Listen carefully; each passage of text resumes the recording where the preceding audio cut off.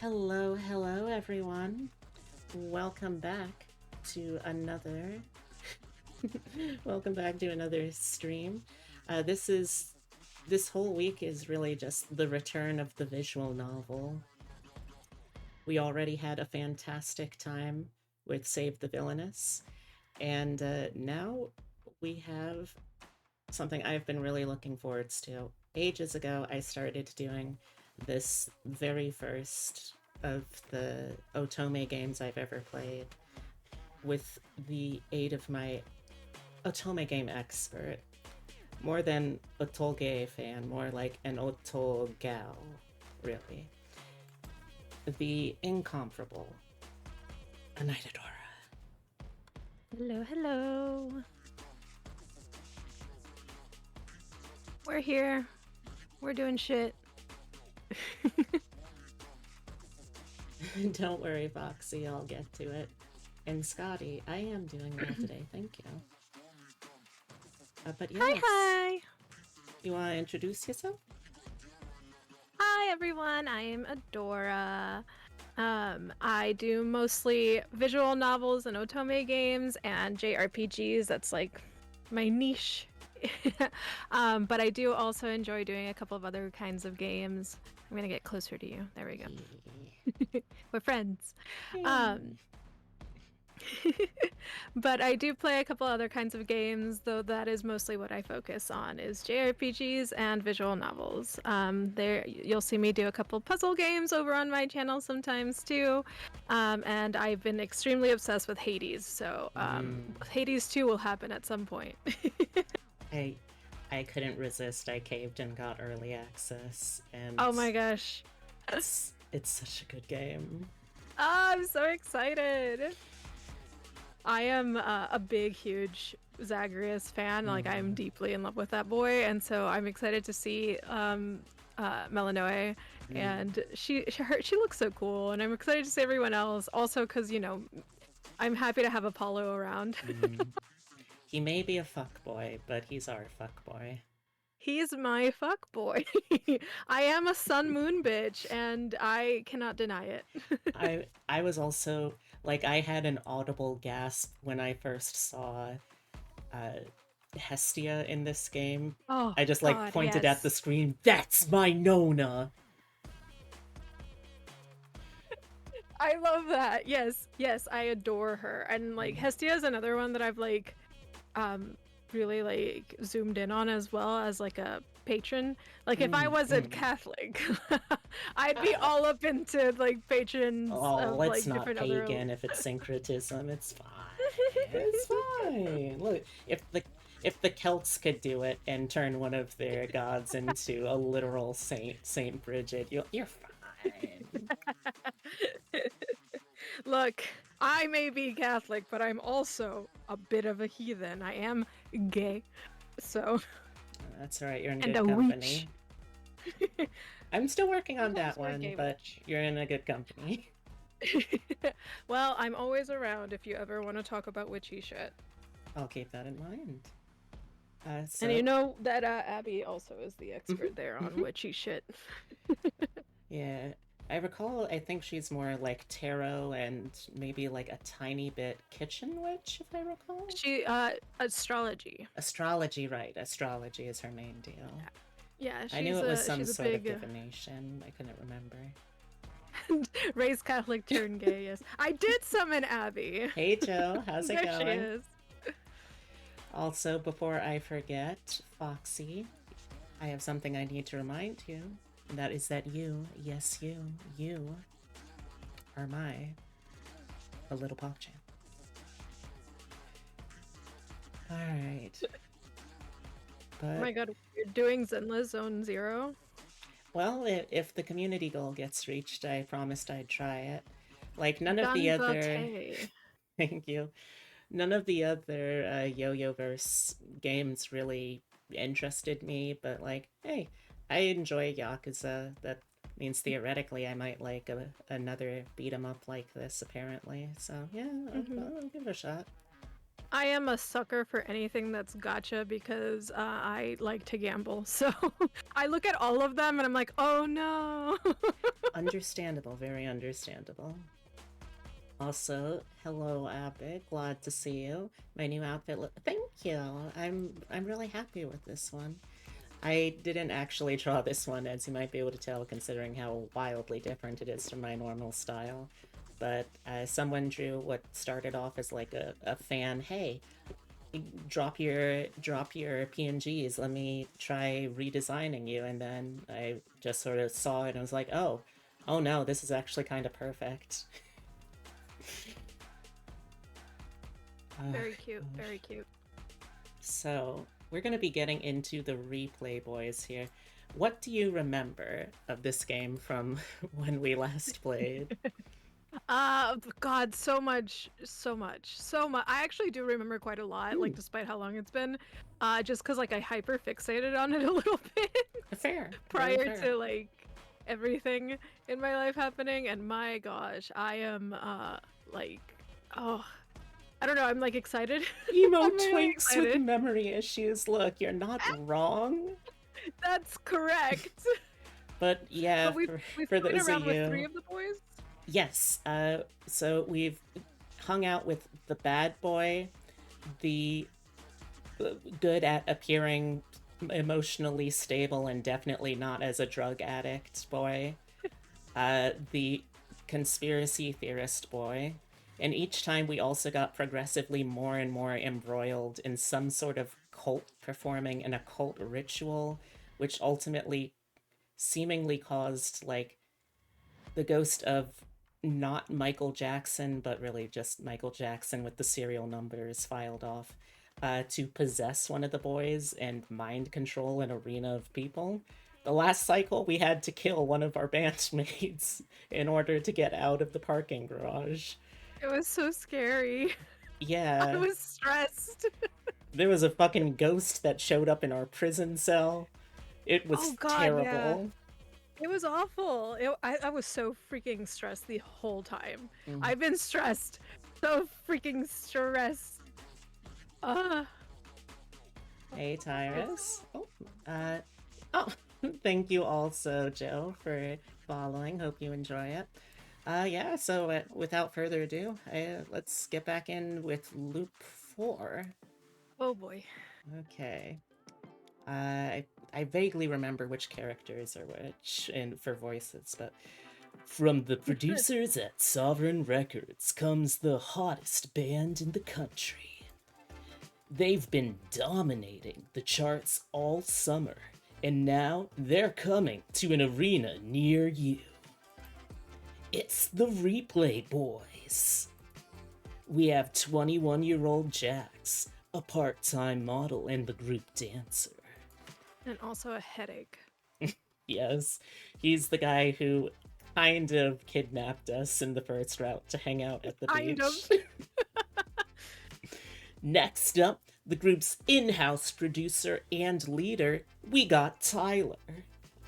The guy Tired that mom friend. the guy who ended up with a coke at a college party. The tired mom friend. Truly. Nico is 19 and the group's main vocalist. He brought My a son. gun. My son. That's my son right there. Who So knows a lot true. more than he's letting on.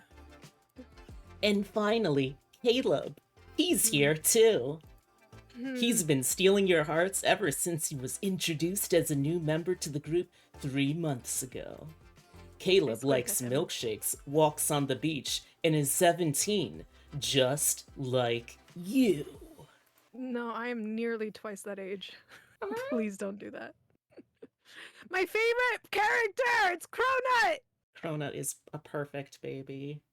I love that child. Huh? You blink your eyes open. Cronut is standing on your desk staring at you. Her eyes are big and concerned, like she's worried about you. She should be. We're fucked up. Yeah, looking at us with those big ol' eyes. You raise your head and crane your neck around her fluffy body. It's late. You must have fallen asleep at your desk again. You pick up Cronut and put her on your lap. She looks up at you with adoring eyes. I miss having a cat. Someday maybe you will find another. Another baby. Nico's face fills the screen in front of you. So the intro has been like almost the same through each of these, but every time it's been focused on the Routes boy for this bit. You must have been in the middle of editing. Now that you're waking up, you notice something you hadn't earlier. Nico has bags under his eyes. Hey, same. Mood. They aren't super noticeable, but the more you look at them, the more puffy they seem. Hunched over your PC, you carefully blot out the circles, frame by frame. When you finish, you play the clip over again. Nico is 19 and the group's main vocalist. Me too. Me too, Hannah. You feel sleepy, so you hoist Cronut up and crawl into bed. Tomorrow is going to be great.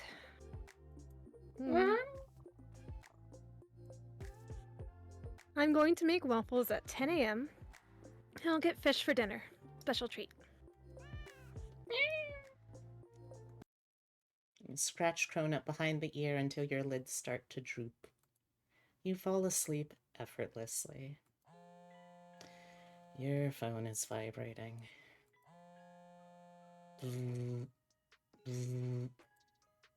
You blindly grab for it. It's your work friend, Maggie. She's texting you. And, Maggie, you okay? I got food poisoning at the company dinner. The Replay Boys have a concert tonight. We need someone to drive them to the arena and manage them. Can you help? No. I guess I can do it. So, fun fact for those of you who this is your first time with this game, the first time you play through the game, the story, there is an option to say, no, it's my day off. And the entire thing is just focused on how Hannah and Cronut have a nice, quiet little day in together. Yep, and the news happens, and we're like, sounds like a lot of shit happened at the concert. Yu Yu Hakusho, well, that's none of my business. Exactly. Sounds like a not me problem. Oh my god, thank you so much. You're a lifesaver. Your phone rings. Hello, Anton. It took your boss a second to respond. He was breathing hard into the receiver. Maggie said you could take over management duties today. Yeah. I'm gonna send you an invite to join our shared folder. That's going to have their addresses and phone numbers. No sharing. That stays private.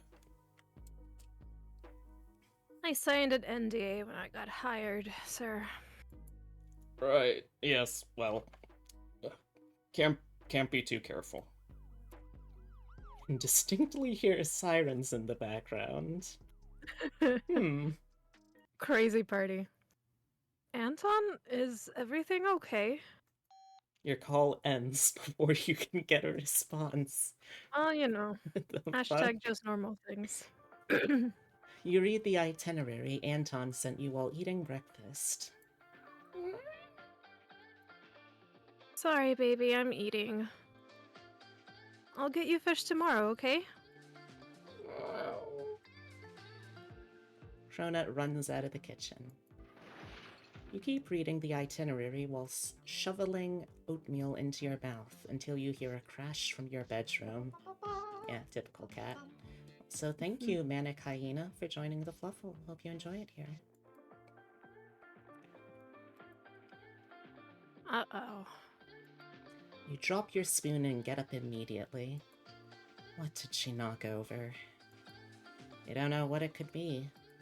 She is a cat, after all. When you enter your bedroom, you see Cronut standing on your desk, staring at you. More accurately, she is standing on your keyboard, her little paws mashing the keys. Your laptop monitor is on. You lunge across the room and seize your cat. Oh no. You're not sure how, but Cronut has managed to send multiple emails to the members of the Replay Boys. 45 emails! God, how did you do that in like 5 seconds? Some champion speed needing. Holy shit. Oh my goodness. Cronut, how did you do this? Cronut stares at you innocently as you open one of the emails up. Its contents were gibberish. Yeah. Dear that Rui, sounds right.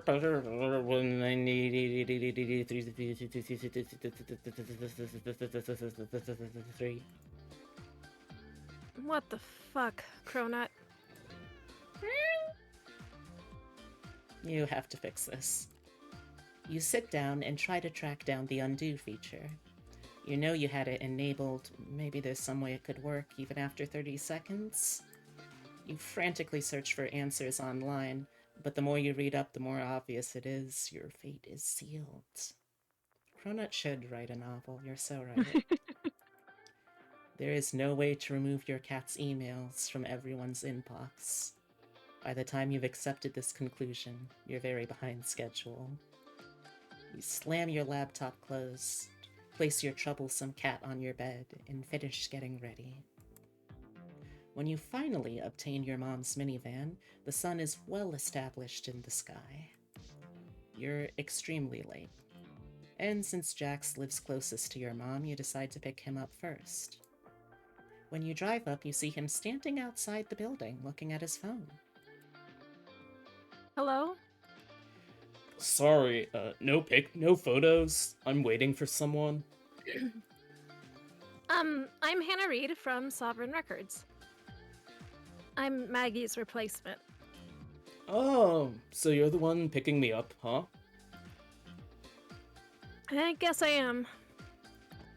You unlock the passenger side door and Jax clambers into the van.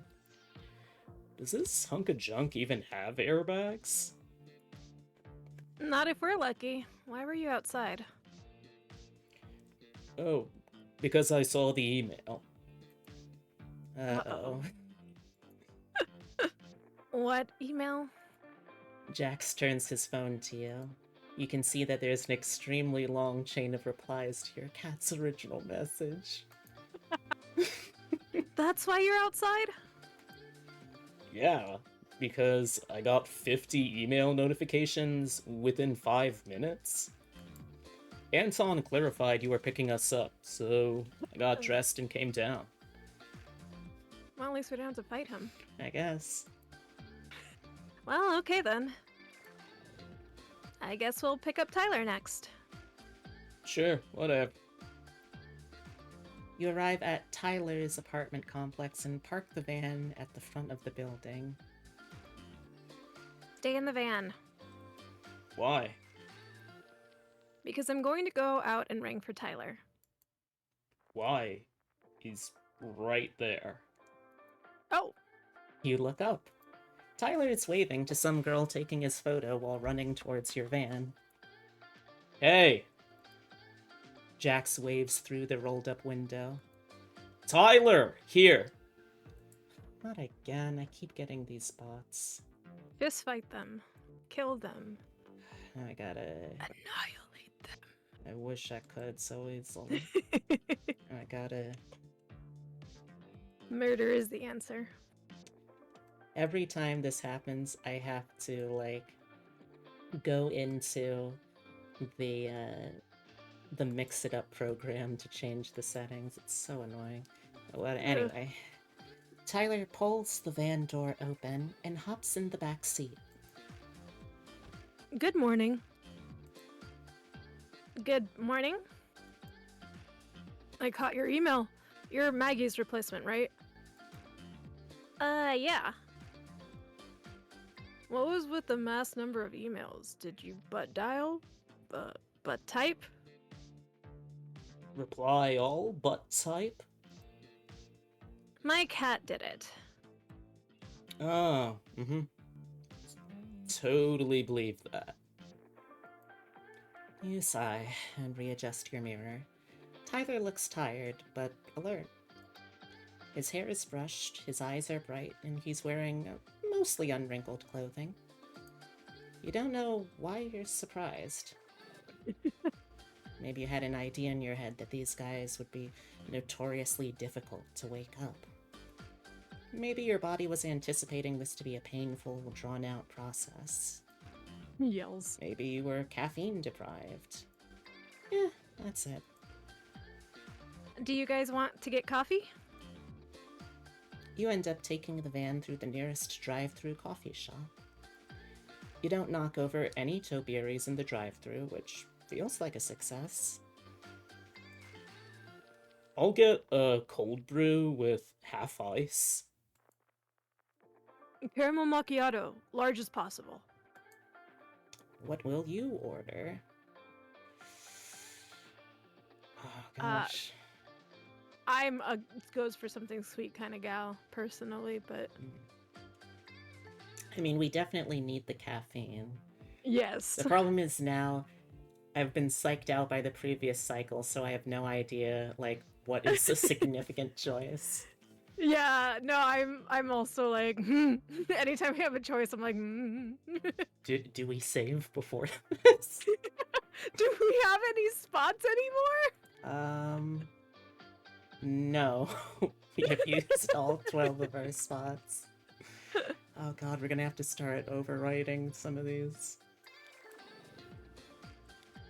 I can vibe with something sweet. I'll get a vanilla latte. Oh, that sounds good.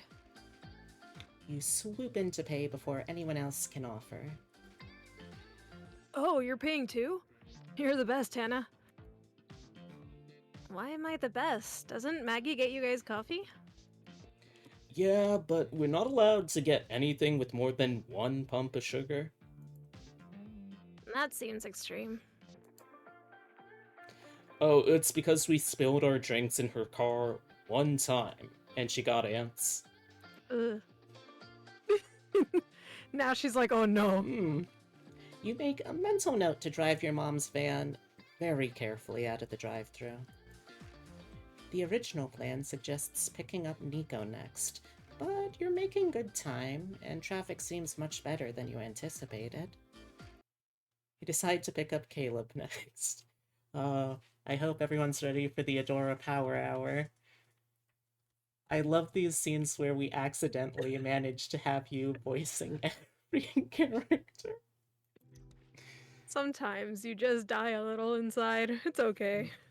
The door flies open, and you come face to face with someone you presume is Caleb's parent or guardian.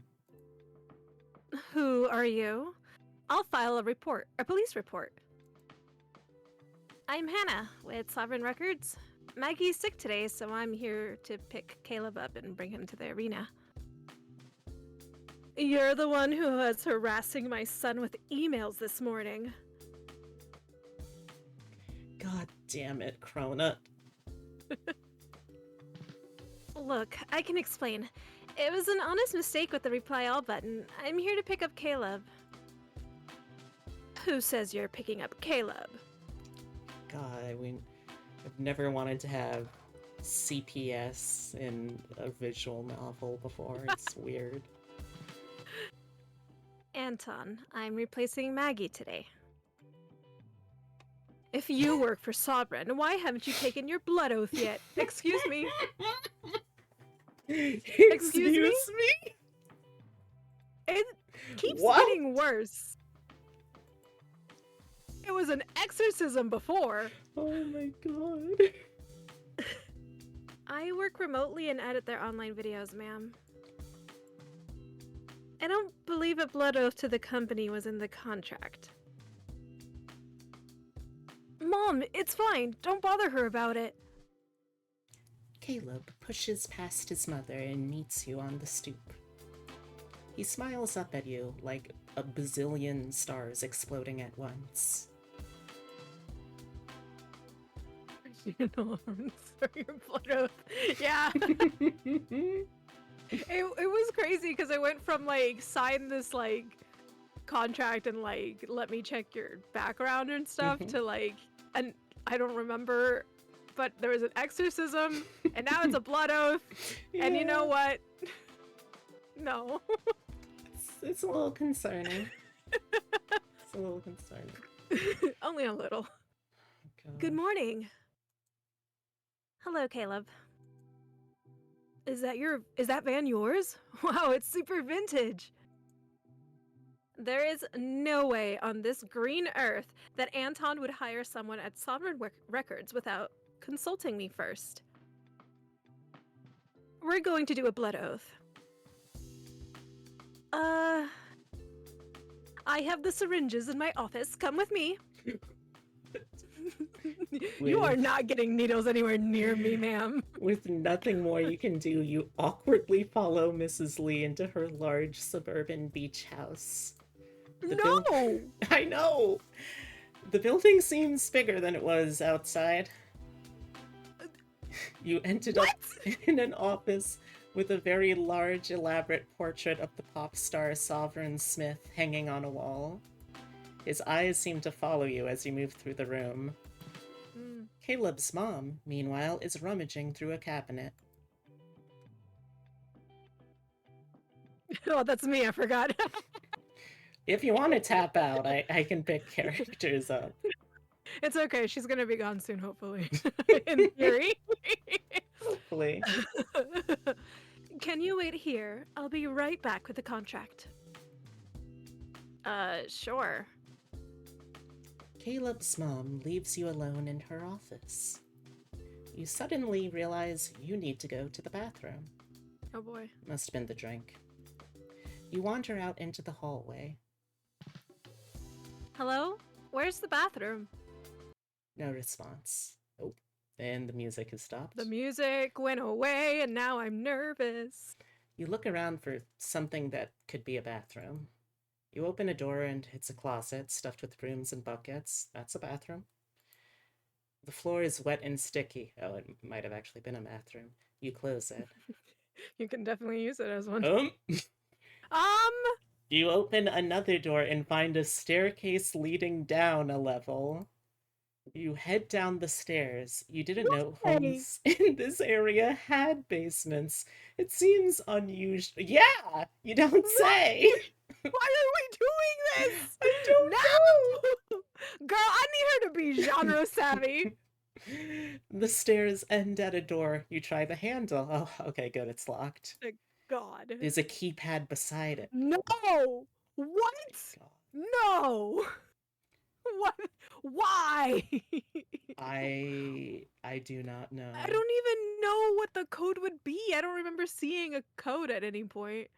I guess we can just Unless try it's the 1983, the code that Cronut put in. Maybe. Oh gosh, okay. Oh god. You might as well try entering a code. Let's see, that was 1983. You try pushing a few buttons at random, but nothing happens. Thank God. It was worth a shot. The door remains locked. Okay, bye. You turn around. Caleb is standing at the top of the stairs. His eyes are wide as they fix on you. I feel unsafe. Why are you down there? Am I not allowed down there? Girl, there's a fucking keypad! No, you're not allowed down there!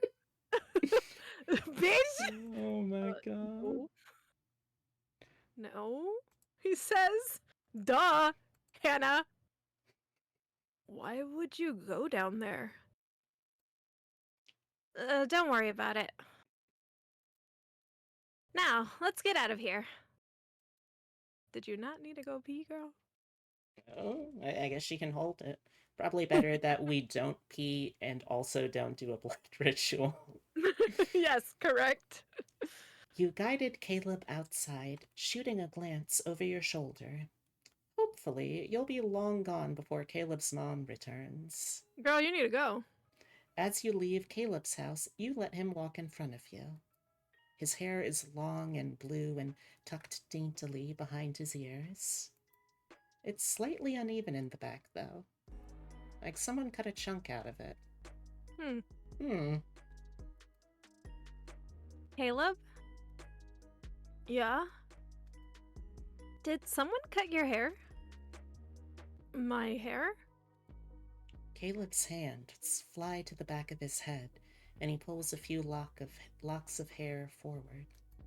His eyes widen. I just noticed. It looks uneven. I figure that a stylist wouldn't have done that. Caleb's face is suddenly extremely pale, like all the blood had flowed out of it at once. Is everything okay? Yeah. Yeah, everything is fine. Let's get into the van. Okay. Caleb pulls open the minivan door and hops into the back seat with Tyler. Morning, Caleb. Morning. Oh, you guys got coffee. You can have a sip of mine if you want. That's okay. Mom says calories are bad for me. Oh no. Like, in general? Oh no. Because you need those for energy, my friend.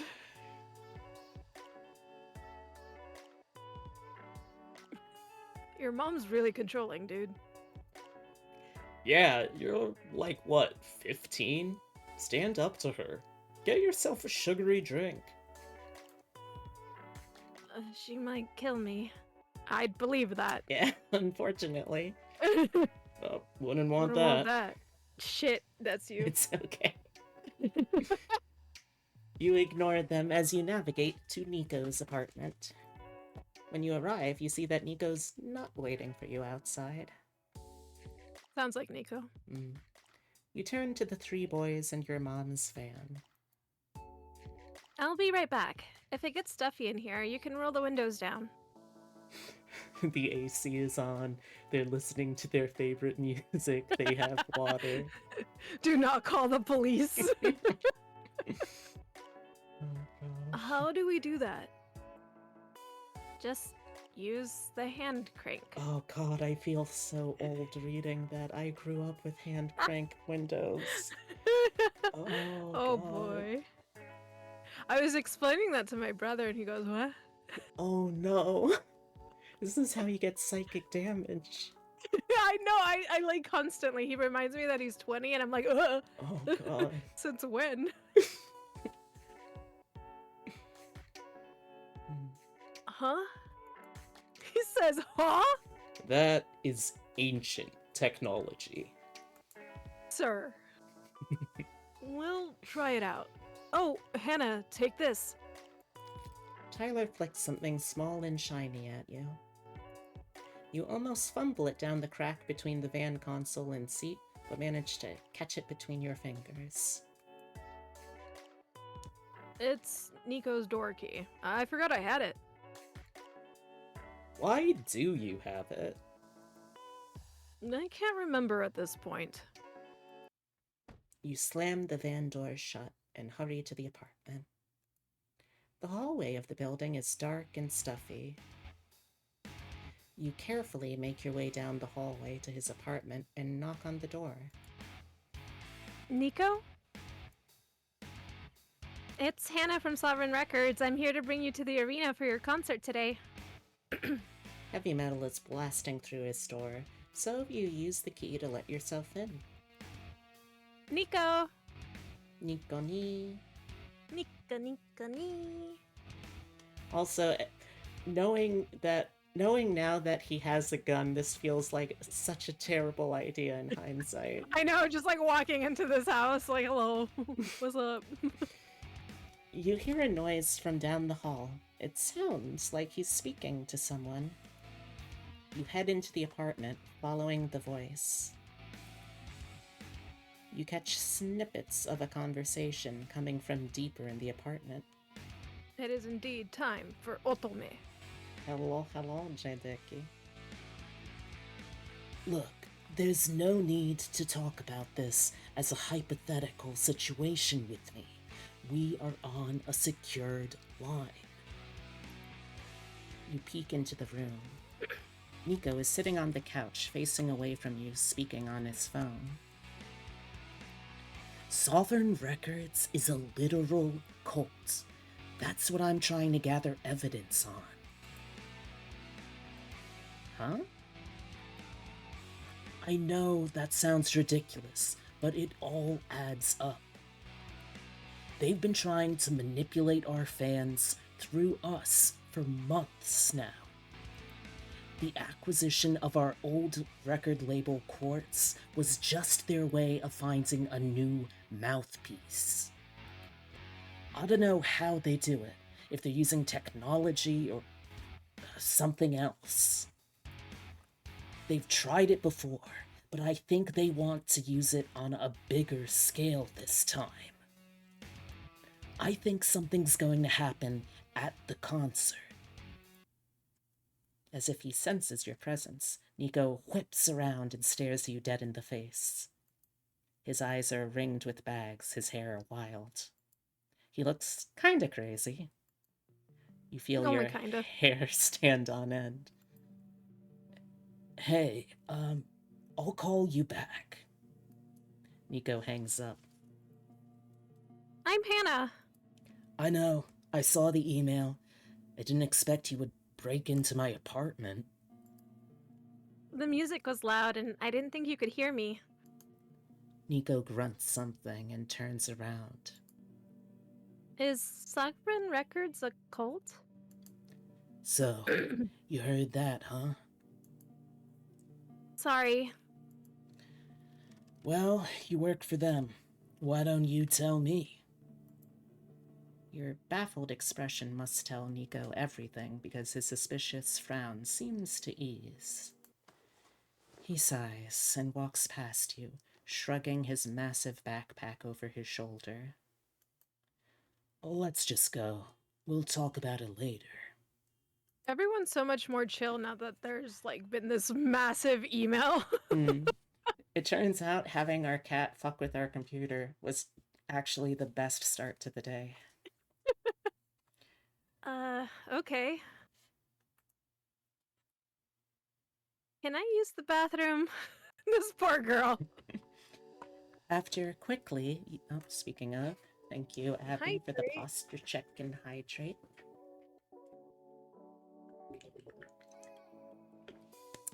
Thanks, Ab. Thank you. After quickly using Nico's bathroom, you awkwardly lead him out of the building to where you had parked the van. Nico swings the van door open to see 3 members of his boy band seated inside. Hey. Hey, Hey. Hey. You aren't going to read too much into that. After a long, tense drive, you manage to arrive at the arena with all 4 members of the Replay Boys. You park in the underground garage, and a young man in a green tracksuit approaches the van. Oh, you guys just got here? Hey, Lucas. Yeah, we had some issues. Everyone in management got food poisoning? Our video editor drove us. Thank you, Caleb. That's me. Hannah, this is Lucas. He's an event coordinator with the stadium. You shake Lucas's hand, and he gives you a warm smile. Very nice to meet you. Well, I'm guessing you guys don't have your clearance passes, do you? The security barely let us in. Well, follow me. I'll get you guys set up. You follow Lucas into the elevator. I also, I, I feel like I remember it being that we kind of just decided Lucas as like the only adult male in this game is by default the best, the best route option. I think Jackson, Tyler are adults. True. It's the other two are Hmm. 17 and what, like 16 or some shit? Yeah, They're something babies. like that. Infants. It's a bit of a cramped fit, and you find yourself huddled in the corner with Nico and his huge backpack. When you feel like you're about to fall over, Nico easily snakes his hand around your shoulder and holds you up. Aw. It's a familiar, casual gesture that surprises you by how natural it feels. You're right. Nico is 19. Thank you, Abby. A baby still. Caleb is Yes. 17. Just like you! Wow!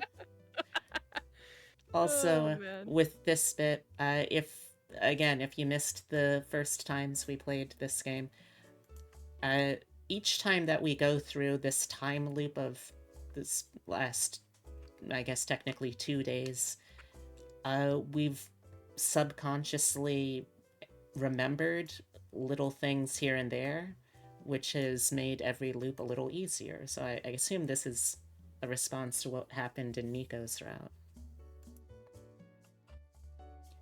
Despite being scary and vaguely threatening when you were in his apartment, Nico feels like someone who you can depend on. Yells. Mhm. Thanks. No prob. When you reach the top floor, Lucas guides you to the dressing room. It's small and cozy, with couches and a television. This is the primary dressing room. The boys can get set up here. You watch as Jax and Tyler sprawl on the couch and Caleb sits down beside them. Nico starts rummaging through the mini fridge. You guys want anything? I didn't get to eat breakfast. They have any sandwiches? Ham, turkey. Give me turkey. Nico lobs the sandwich over his head. Jax catches it with one hand. Oh, so Nice. cool. Varsity football was a backup plan. This little shit. God. This fucking Organization 13 looking ass motherfucker. I mean, that is a way to describe him. Football would only work for you if you had if they had a lightweight class. Shit, Damn, okay, oh, Tyler. Oh, shit. Shut up. Are there any vegan options for Caleb? Oh, I don't need... Look, we're going to be here all day. You should eat something. You're vegan? Caleb nods vigorously. But it's okay. I don't need to eat. Child. Yes, you do. You are freaking 17. You don't even have a brain fully formed. You pull out your phone. You still have plenty of time before sound check. Well, let's go find something for you to eat. You don't have to, Hannah. Come on, we'll find a cafeteria. Look at me. Look at me. We are the mother now. Yeah, exactly. Yes. You leave the dressing room, holding the curtain for Caleb on your way out. You head to the elevator and take it down to the main level. There aren't many people milling about, just the arena staff members. Fans are not allowed in yet, so the building is quiet. Caleb follows you, padding along until you reach a concession stand. The menu has several promising vegetarian and vegan options listed. Shout out to these faceless little guys over here. Thank you for doing That'd be me. the hard work. That's me. I'm one of them peoples. You pull out your wallet. Okay, kid. You want a bean burrito? No cheese? Hannah. Look, you're going to be dancing under hot lights for like 3 hours straight. If you collapse on stage, we're going to have to call you an ambulance. I don't think that's how you want your first arena concert to go. Pull out what? Wallet. You buy Caleb a bean burrito and yam fries for good measure. Ooh, nice. Ooh. Do they taste basically just like sweet potato fries? That's what I was thinking too, but I actually don't think I've ever had a yam. I don't know if I have either. Ah, yeah. Oh, this is cute. Look at this hunched boy. He has never known posture in his life. He's so sad looking. He's so sad looking. Oh gosh. Squeeze him. That is a That's child. A child. Correct. You find a plastic table to sit at and wave for Caleb to sit in the chair across from you. Whole baby. I'm not going to be able to finish all this. Don't worry, I'll help. Me. You eat a fry. It's salty and sweet. Caleb unwraps foil from the burrito and takes a nibble. Why did the music stop for him I know. eating the burrito? He is but a baby giraffe. Oh. Oh. Why were you at the basement stairs? At your house? Yeah. I was looking for the bathroom. Caleb puts his burrito down and looks you in the eye. Is that true? His voice is shaky. You wonder if he had been thinking about this the whole time. You smile at him. I saw a ghost. Caleb's eyes widen. Boo. A hand flies over his mouth. He leans forward, beads of sweat suddenly appearing on his forehead. Oh no, baby! Oh no. We're causing PTSD to happen Oh here. no. Oh shit. Hey, are you okay? Yeah, I'm fine. I was just joking around, you know. I didn't see a ghost. Then why did you say it? Why would people just say things that aren't true? People can't do that. You eat a fry slowly. It was just the first thing that came to mind. Need help if you can right now. I will be right back, chat. Epitome got home and he needs help with something. I'm going to bother everyone now. Alright, let's talk shit about B behind her back. What do you guys say? What's the tea about B? Hi!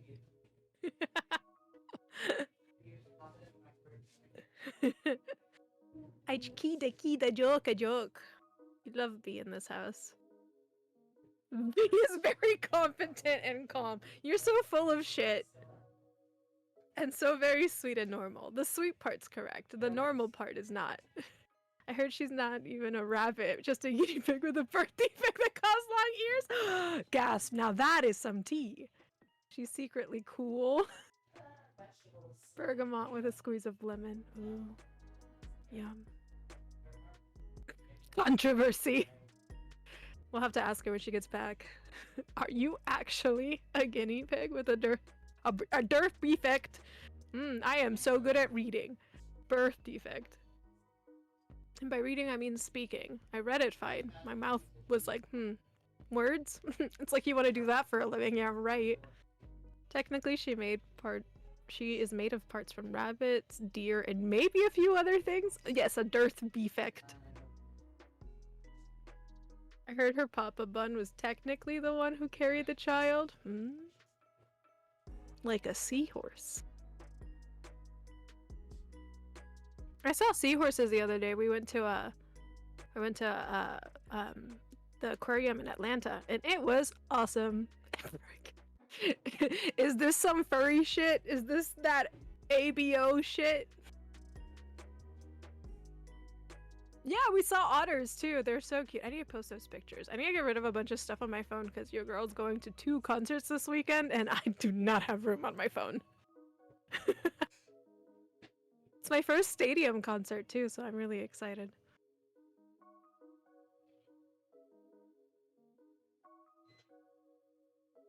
Yep. It's my first time doing sound check for both of them too.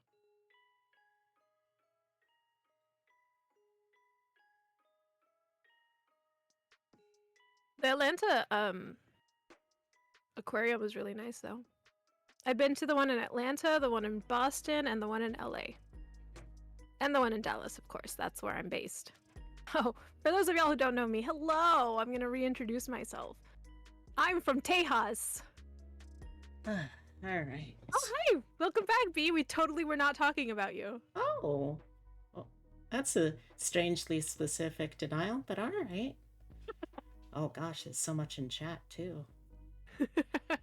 Wow, Joe, I can't believe you would say that about me. Oh, congrats on B on leaving Tejas. Now that we're towards the end of this game, what do you think of all the boys? I do like all of the boys a lot, personally. Is this towards the end of the game? Yeah. She would know. I think she said that she watched other Abby play it. Oh, that is right.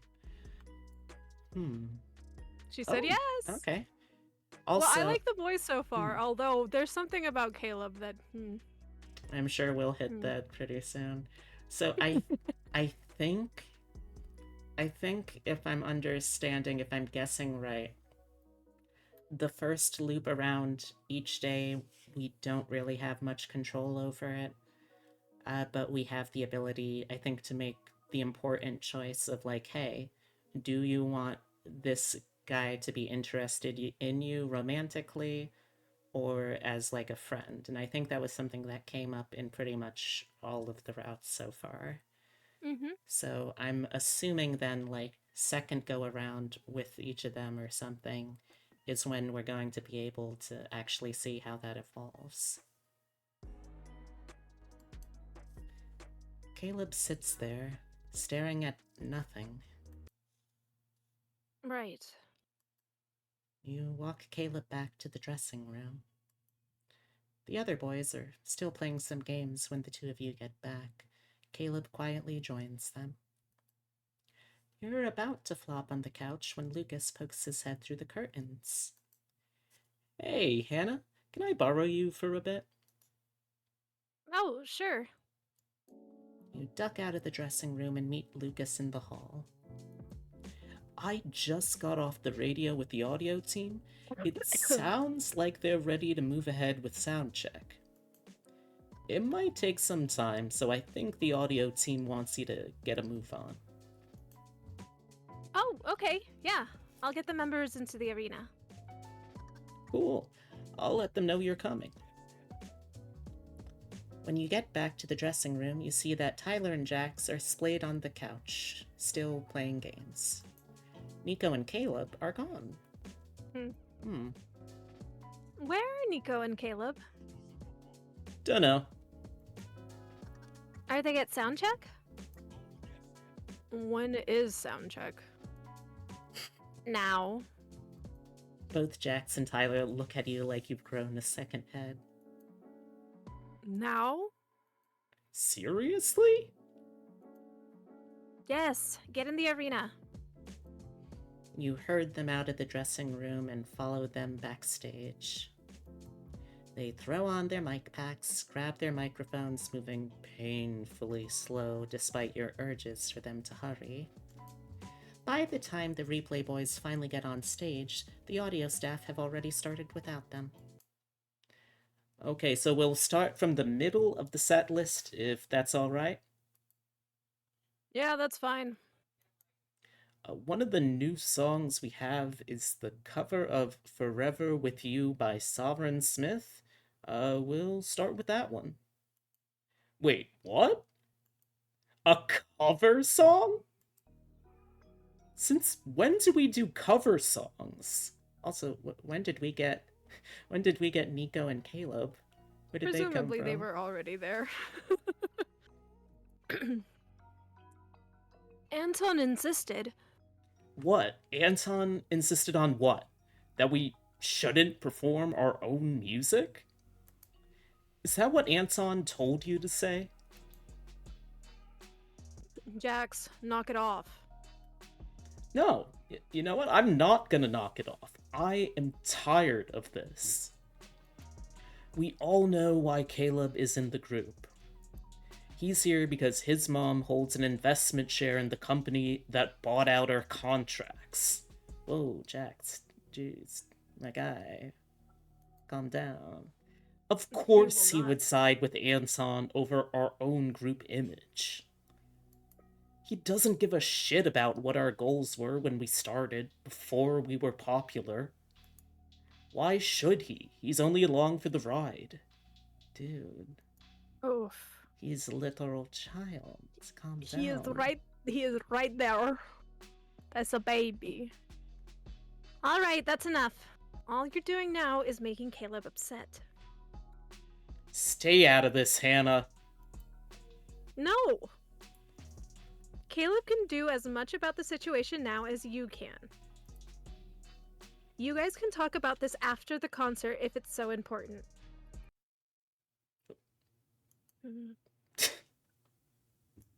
Whatever.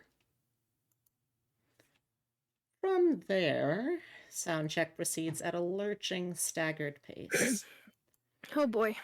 Skipping the cover song, the members sing a few lines from other tracks instead. Tension lingers between Jax and Caleb the whole time.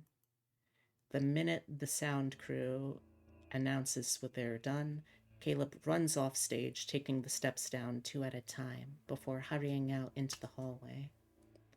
So, is Jax someone named AJ's nobody? Stop. Leave.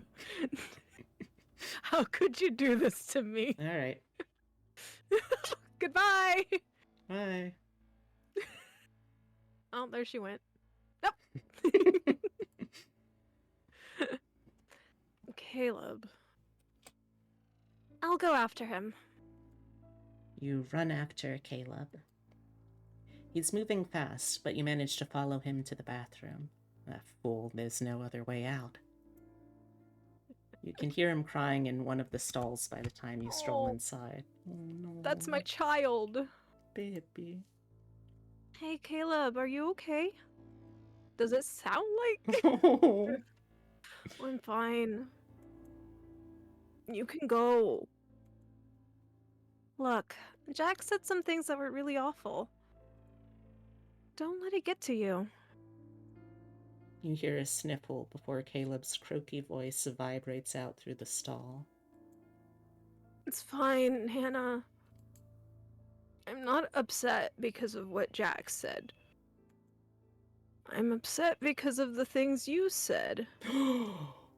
Oh. Oh. Shit. Oh no. We fucked up.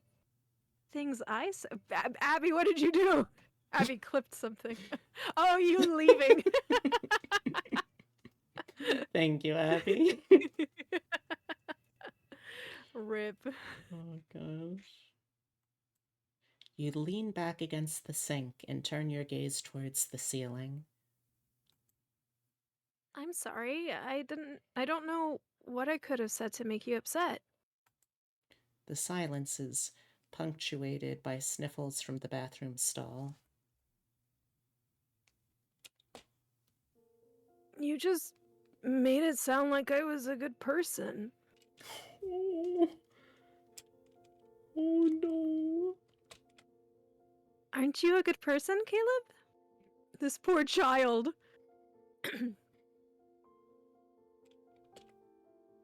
I don't know. I feel like if I were a good person, I would know what to do. Look, I know you don't know me very well.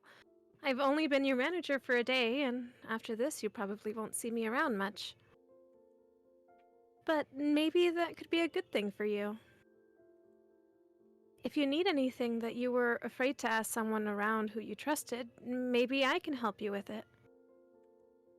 There's a drop of silence.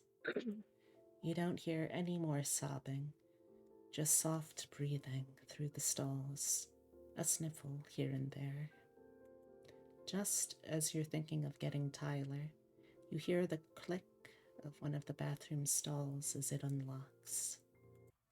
As it creaks open, you can see Caleb peering at you through the crack in the door. Promise not to judge. I promise, Caleb. I think I need an exorcism. Huh. Hey, alright. Hey, alright. Hmm. Okay, yeah. I mean, I guess he's You not know? wrong. Yeah, Huh? technically. Why do you need an exorcism, Caleb? You're impressed by your ability to rebound with that statement. You have to promise not to tell anyone. I love the upbeat exorcism jazz. Yeah. What's happening? Correct. Yes, correct. That is correct. Not any of the band members. Not Anton or my mom. Okay? I promise. Why do you need an exorcism? I think my mom might have sent a spirit to possess me. Hmm. She cut a lock of my hair last night and didn't say why. Hmm. And I felt cold when I woke up. And then you said you saw a ghost. I didn't see a ghost, Caleb. It was a joke. Was it? Hey, Zebri. I think if it was exercised, it could fix a lot of things. Fix what? Caleb shrugs. Okay. What do you need for an exorcism? I love that she's going with it. Like, good for Yeah. her. Yes. Well, we should probably do it somewhere with no windows so we can get the whole room real dark. Hey, you're in one. Oh, God. You think about that for a minute. How about a storage room? Probably a better idea. What, you don't think bathroom's a good idea? No, because then it can just go in the pipes. Oh, I see. And also it's stinky. I've passed by a few that didn't have windows. Caleb is already moving out of the stall and towards the bathroom door. Did you watch? He is ready. As if right? he hadn't been crying his eyes out a second ago. They did look red, so at least you know he probably wasn't faking it, but his ability to rebound is frankly impressive. Come on, let's go. Okay. He's so excited. Mhm. Sweet boy. You give You give the hallway a cursory glance before heading out of the bathroom. Don't look so surprised. Oh, don't look so suspicious. Don't look That's the same suspicious. thing. Don't look Don't suspicious. be suspicious. I'm not looking suspicious. You look like you're up to no good.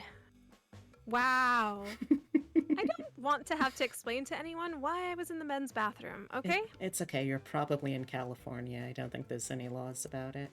Also, like, there's no one else in this building other than staff at the moment, so, like, who Mm. cares? They know that you're his manager. And you're worried about something like that? You don't know what to say. Caleb just smiles. You follow him down the hallway until he stops at a door. Is this the storage room you were talking about? Looks like it. Oh, I think this was the one where we found out Nico had a gun. I think so too. I think this Hmm. is indeed that area. The room is full of folded tables and chairs, but there's a fair amount of empty space in the middle. You stand off to the side as Caleb paces around the room, nodding quietly to himself. I love the, like, sibling dynamic these two have already. I know they're cute. Hmm. This should work. Does that mean we can just start the exorcism? No, not yet. We need candles first. Candles? Yes, at least 4 of them. Do we need holy water or anything? Nope, just candles. Have you been researching this, Caleb? Right? Like, he's been worried. I don't know where I could get candles. He sure knows a lot about exorcism. They do have phones, you are correct. If we want to do this properly, we need candles. The spirit won't be expelled without them. It's necessary. Phasmophobia's a game, yeah. Which we should totally play. I'll Oh. scream the whole time. That would be fun, actually. Yeah, I think I still have that. I think I have it as well. I really oh no, need I do, to I play do. I more just collab remembered. games. Yeah. Fun. No, I recently played one called Content Warning, which is like similar. Oh yeah, I got that one too. I haven't played it Yeah. yet. It was fun. I had a good time. I yelled. I died. Nice. There was a lot of times that I was just screaming. Excellent. All right. I'll go look for candles. You leave the storage room and head straight for the dressing room. When you toss aside the curtain, you see the only other person in the room is Tyler. He's reading something on his phone. You stare at him until he looks up. Do you need something? Do we have any candles around? Candles? Why do you need candles? For ambience? Wouldn't that be a fire hazard? I don't know. I don't know what they keep back here. I don't think there are any candles here. None? None that I can see. Right. You turn around and head straight back to the storage room. When you open the door, you see Caleb sitting cross-legged on the floor with his phone in front of him. His eyes are closed, and an eerie chant is playing over the phone's speakers. All right. That's a choice. What are you doing? Just vibing. Did you find candles? Right. No. Caleb's eyes fly open. Nothing? I can't think of anywhere they would be besides the dressing room. I mean, you could ask. This is a modern building, and they are fire hazards. Caleb's face falls. Oh, that's fine. Evidently, it's not fine. You see the relief that had spread over his face has left in the blink of an eye. Go. Go? We should go out and buy some candles. We end up out of this building one way or another with each one of these boys. But the concert... Look, I don't want you to be upset. I'm going to help you feel better, and if you need a full-on exorcism with candles to make you feel better, we're going to get some candles. You could, like, Uber them. Like, you could, That is true, I guess. you could, like, Uber Eats them or some shit. They were, like, favor? I don't know, one of those things. Oh, gosh. She is really nice. Hmm. Really? Caleb's eyes light up like a child on Christmas Day. He scrambles Aw. to his feet, dusting his pants off. You'll do that for me? If you think it will fix all your problems, sure. You pull out your phone. You have 2.5 hours before the concert. That is so Plenty soon. of time. That is so soon. As someone who has gone to concerts, that is so soon. We need to go now, though. Right, let's go. You make your way down the hallway to the elevators. Caleb follows behind you, buzzing with energy. There's a mall nearby. Oh, and a department store. You jab the elevator button. Would a candle from a place like that even work? Any candle works. Even ones that smell like birthday cake? It doesn't matter for an exorcism. The door is open and you blink. Nico is standing in the elevator, staring at you. Oh, Hi, Nico. What's up? What's Okay. going on? Oh, Nico. Hello. Where are you guys going? We were going to drive to the mall. Nico lowers his headphones and leans in to push the open door button on the elevator. Why are you going to the mall? We have a concert in 2 hours. 2.5 hours. Ah. Nico looks between you and Caleb and his eyes narrow. I'm coming with you. You know what? This is a good group. I like this Yeah. group. You look at Caleb. There is no way Nico knows about this ghost thing. Do you need anything at the mall? No, I just need to get out of here. Shouldn't you tell Tyler you're going out? Pure baby and angry dog vibes. Correct. Yes. That is how the two youngest are. That is exactly it. It's that ship dynamic where it's just a picture of like a golden retriever and a cat that is just glowering. Yeah, that is them. Did you tell Tyler Say you that. were going out? Wow, Nico. Silence rings through the elevator. He can always text us if he's wondering where we went. Well, hopefully we don't give him any kind of panic attack or anything where he feels like he needs drugs. Yeah. God. With that, the three of you step into the elevator and make your way to the parking garage. When you get to the minivan, both Caleb and Nico hop in the back seat. Am I I was just fucking about to say. Oh my god! Like, no joke. I legitimately, whenever I have people in my car, I always tell them I am not going to be the only one sitting up front because I am not a chauffeur. Like, that is legitimately what I tell my friends all the time.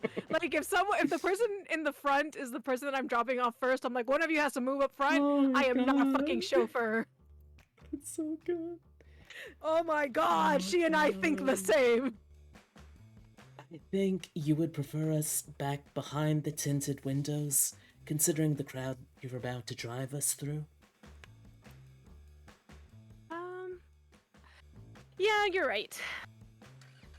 You drive carefully as you pull out of the underground parking lot. As you pass the gate, Caleb leans out the window to wave to the security guard. Caleb, now! This child! He's so polite and small.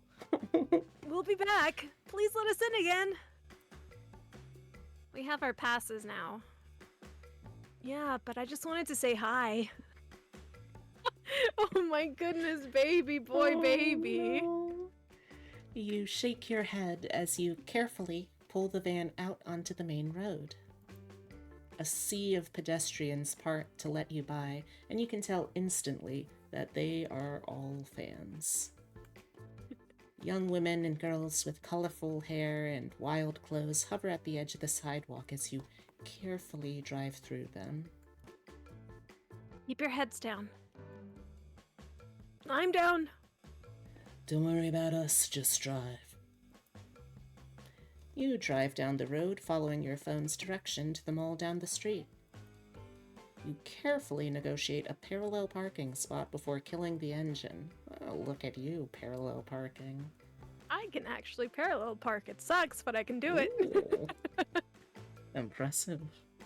Thank you. You turn around to face the back seat. Nico and Caleb stare at you expectantly. Okay, let's be quick. You point across the street. That's the mall. You can probably find candles in there. Okay.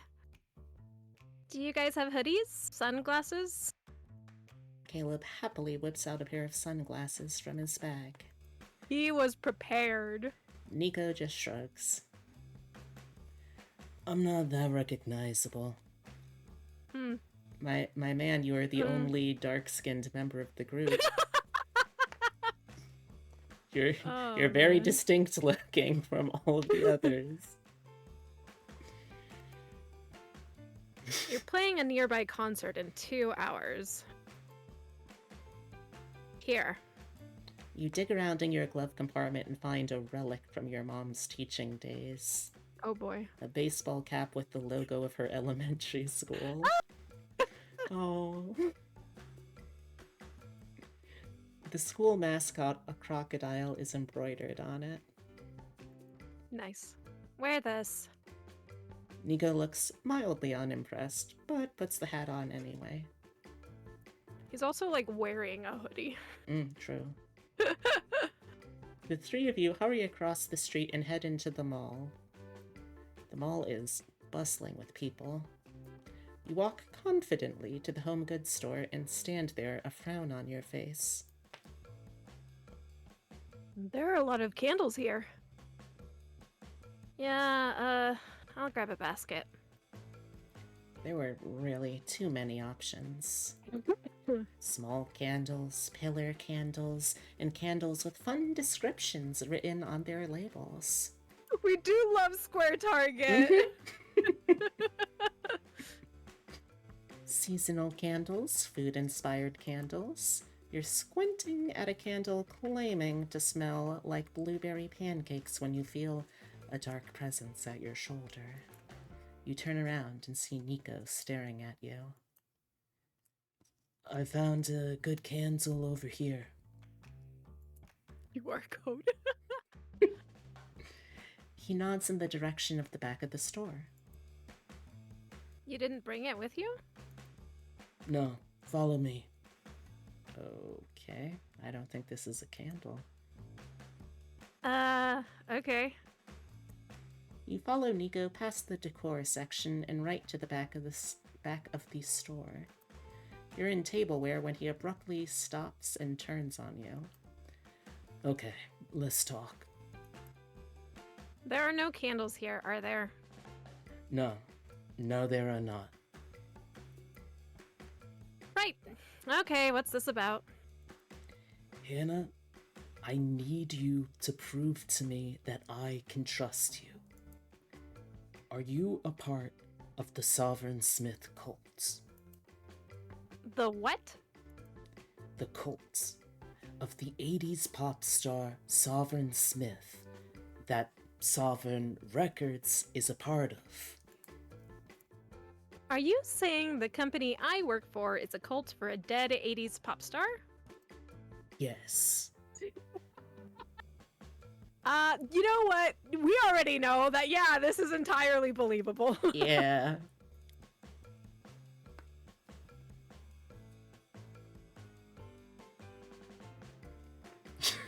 Justy the worsty. Thank you, Strap. Oh, thank you. Thank you for the fun falses. Mm. You know what? That's entirely believable. Wait, why do you say that? I picked up Caleb. His mom mentioned something about a blood pact. Okay, yeah, fair. I just thought she was crazy, but that would make more sense if Sovereign was a cult. You're taking this very well. This is not our first rodeo. Mm. I mean, my alternative is to panic, which doesn't do us any good, right? I guess not. So, what do you think Sovereign's up to? They've been doing a lot of sneaky, underhanded stuff to try and indoctrinate people using our music. I think something is going to happen today. What do you think is going to happen? I don't know. Mass hypnosis, maybe. I think they have the ability to pull something like that off. They are indeed having this talk in the middle of Square Target. I mean, I feel like, short of going to, like, the last remaining Kmart or something, this is probably a decently enough weird space of Americana to do this in. Yeah, this or like a dollar store. Mm. Hey, chat, are you a dollar store, a Dollar Tree, or a Dollar General kid? Oh God. Which one's the one closest to me? Because I'm that one. Trick question. I'm a Five Below kid. Oh, I do love a Five Below. Mm. I do love a Five Below, and I do love a Daiso. Mm. Nico produces a pair of earplugs from his pocket. What are these? Earplugs. Did you not read the? Yeah. Did you not hear? Yeah, Did you not hear our Ear- person? earplugs, like the narrator literally just. Look, it's for the concert. Wear them if anything weird happens. I mean, 5 Bell Degrees West? That feels like a reference to something, but I do not know what. What kind of weird thing would happen? Nico rolls his eyes before leaning in close to whisper in your ear. Oh, I see. Yeah. Yeah, I guess. I guess. You grew up in Kmart's and Caldor stores? Wow. I hope you eventually got to live in a house. I hate you so much.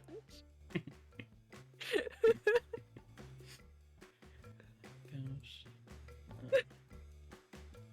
If you start to feel strange during the concert, put them in, okay? You take the earplugs with a frown. You trust me, right? You don't know where that question came from?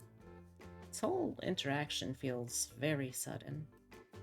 Like you've skipped something between first meeting and sharing conspiracy theories in the back of a department store. A little bit. It's a bizarre question to ask of someone that you had met only a few hours ago. But you do trust him. Hannah! Nico! Oh, he's looking for us. He can wait. No, he can't. He's going to completely blow our cover, unless you want to be swarmed by fans. Hmm. Caleb! We're here! Oh, there you guys are. I found this one that's called Cedarwood Musk, which is kind of gray, but not exactly black, but I figure it would be good. And it's got a 12-hour burn time. Damn. I'm no candle expert. Not like the fine people at Candle with a Q, where you can use the code Beatrix15 to get 15% off. But 12 That hours. was so smooth! Thank you. Hashtag ad, hashtag sponsored. I mean, look, I am going to be getting a unique candle sent with them very soon, so that's so I'm allowed fun! to. I'll probably end up recording some kind of silly commercial to play. I love that. But I'm no expert, but a 12-hour burn time feels like that's a really solid candle. Yeah, that's probably like a 3-wick, pretty large candle. Great. And I found this one, which smells exactly like mint hot chocolate.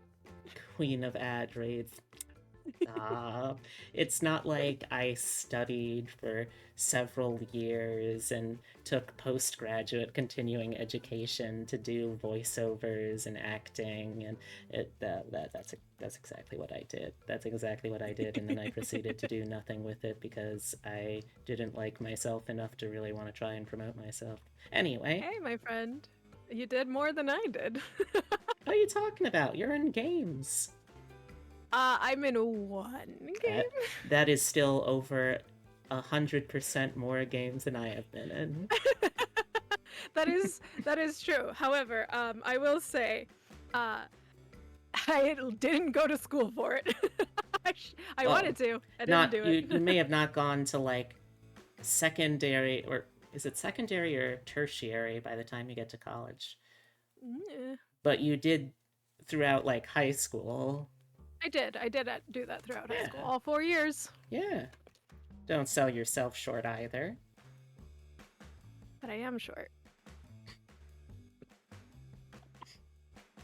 Oh gosh. Pff, Post secondary, that sounds right. there we go.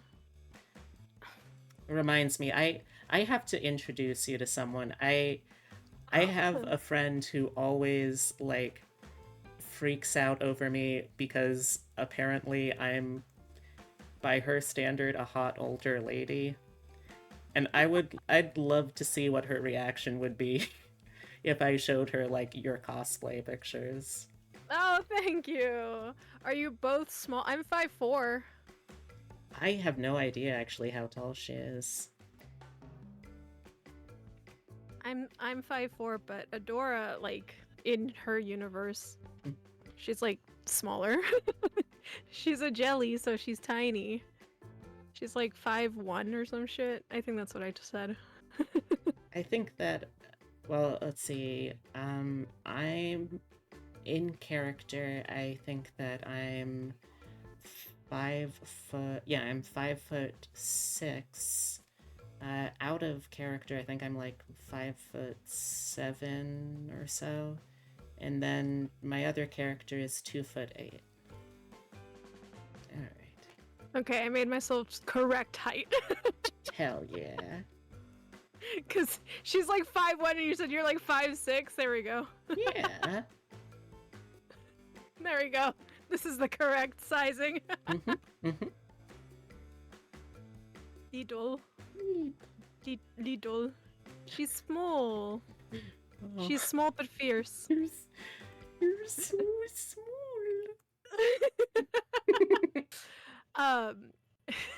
It even has cute marshmallow bits, but you can't eat them. I think they're just supposed to smell like marshmallow.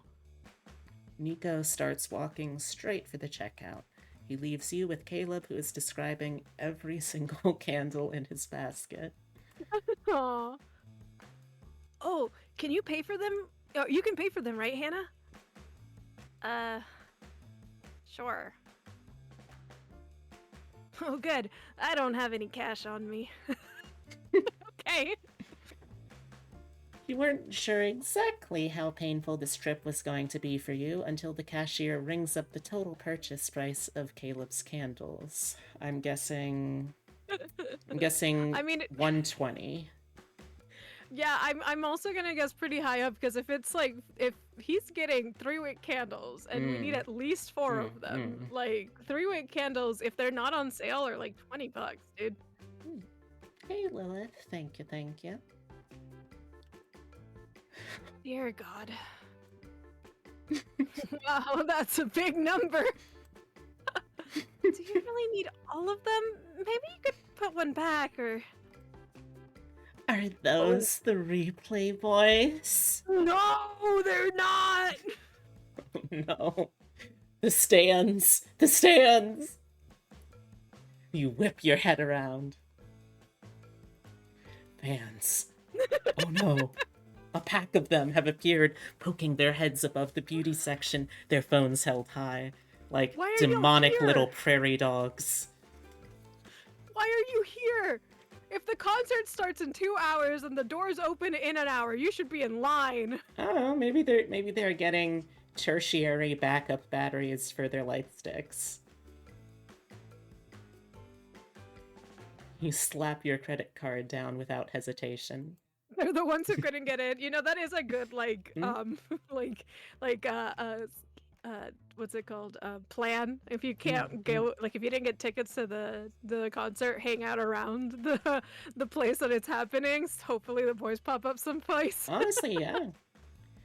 Girls have run into like some of the artists that come here to perform just by going to the mall. Like that's legit. They'll go to the God. mall and just run around, and they're like, oh shit, there they are. I love hearing about all of the ways that this game manages to just nail the idol culture.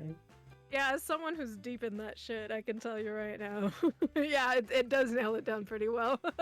Also, Right. thank you, Lilith. Oh. I'm happy to Oh. meet you properly now. But yes, Oh yes, I've met your goblin as well. oh, She's wonderful. well, thank you. I'll pass that on. I say, knowing that that's basically just she's basically just my equivalent of a drag queen persona, really. I love that. Right, Nico, help me get these into bags. You hightail it out of the store just as a crowd starts to form around the register, your plastic bags full of candles clinking away. There is an unusual amount of traffic on the street, causing you to stop in your tracks. Don't run across the street! Don't run across the street! I'm not going to. Let's use the crosswalk. It's safer. You hurry together to the crosswalk, holding your bags full of candles in front of your face as you go. There are many, many phones pointed in your direction. It's fine. Oh my god, the replay boys? Ma'am. Caleb! Nico! Are they buying candles? After an agonizing wait at the light, the crosswalk finally activates, and you sprint across the street with Nico and Caleb on your heels. Once in the van, you slam the door shut.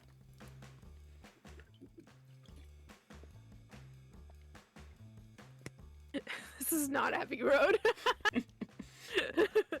No shit, Gil. Let's get back to the arena. Nothing else you need? Any pentagram rugs, pig's blood?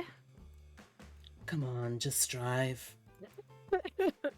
You drive back to the arena without further incident. Now that the concert start time is nearing, the amount of fans congregating outside the arena has increased. There are women and girls milling about, some wearing fancy outfits. Many are holding signs with the members' names on them, decorated with printed memes and glitter. Yep, that sounds like a concert. You pull in slowly to the underground parking and flash your badge at security before pulling into your parking spot. Back in the dressing room, you run into Lucas. He looks absolutely frazzled. I bet. Nico, there you are. Oh, hey, Lucas. Don't oh hey me. Do you know the hair department has been looking for you? Where have you been? Candle shopping. You know what? Forget I asked. Come along. We need some time to put those curls into shape. He leads Nico away to the makeup and hair station. Next to you, Caleb shrugs. We don't need them anyway. It's time for the Diana Power Hour, Part 2. We can do an exorcism all by ourselves. Can we? Caleb gives you a sly look as you head back to the storage room. Once you arrive, Caleb wastes no time in the setup. He begins to form a circle of candles on the floor, arranging them at certain points. Hey, Hannah, can I tell you a secret? It feels like you've been hearing a lot of secrets today. Maybe too many. Sure. I'm a big fan of the Replay Boys. I mean, you're in the Replay Boys. Of course you're a fan. No, I mean before I was in the group. Before you were in the group? Yep, I loved them. They were so cool. They performed at this bowling alley I used to go to, and I wanted to be one of them. Oh, that's neat. Did you get cast in the group after that? Nope. My mom funded a record label and bought their contract. I can speak. Oh. My mom was looking into acquiring a pop group contract. When she asked me for ideas, I suggested the Replay Boys. Your mom founded Sovereign Records? Hmm. Yeah, well, it's on behalf of our church. Mm. Huh. Alright. They were looking into expanding their influence and wanted to reach out into pop music. Hmm. Pop music is popular with kids, and I'm a kid, so they took my advice. Huh.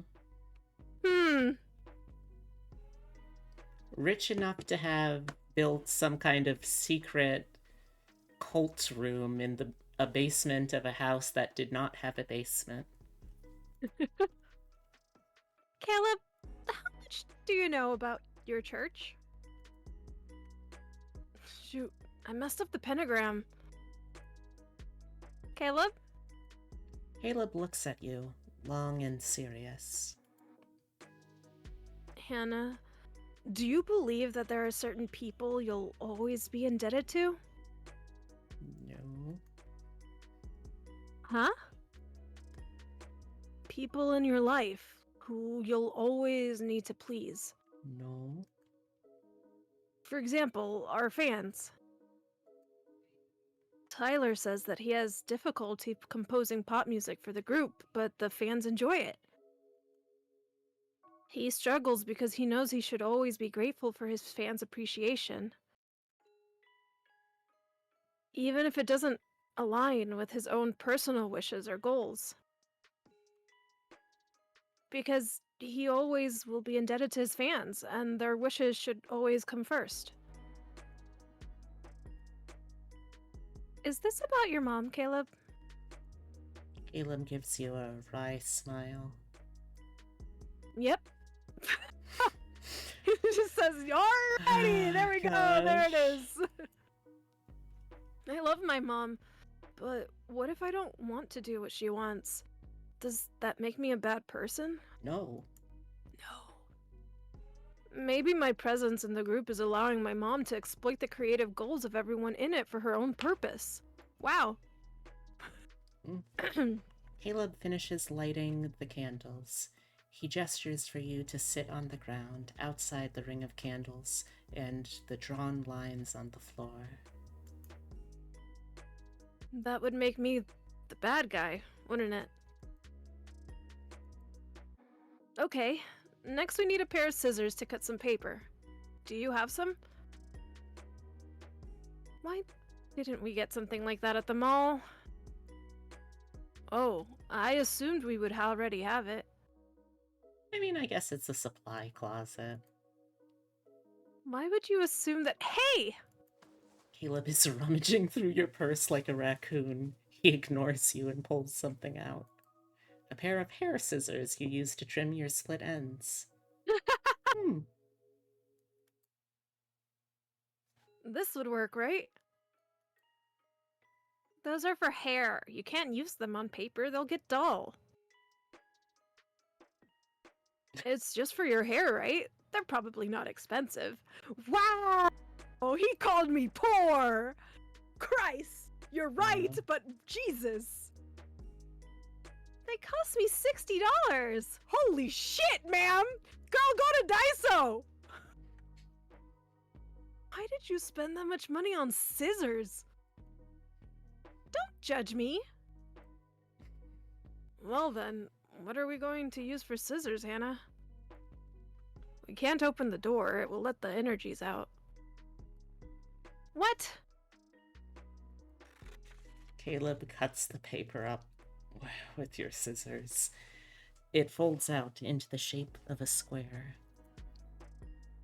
This better help you, Caleb. I swear to God.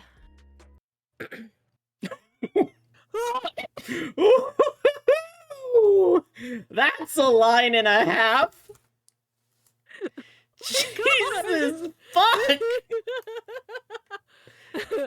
God's not here. Don't worry, Jay Deggy. I got the All right. screenshot. Jesus fuck!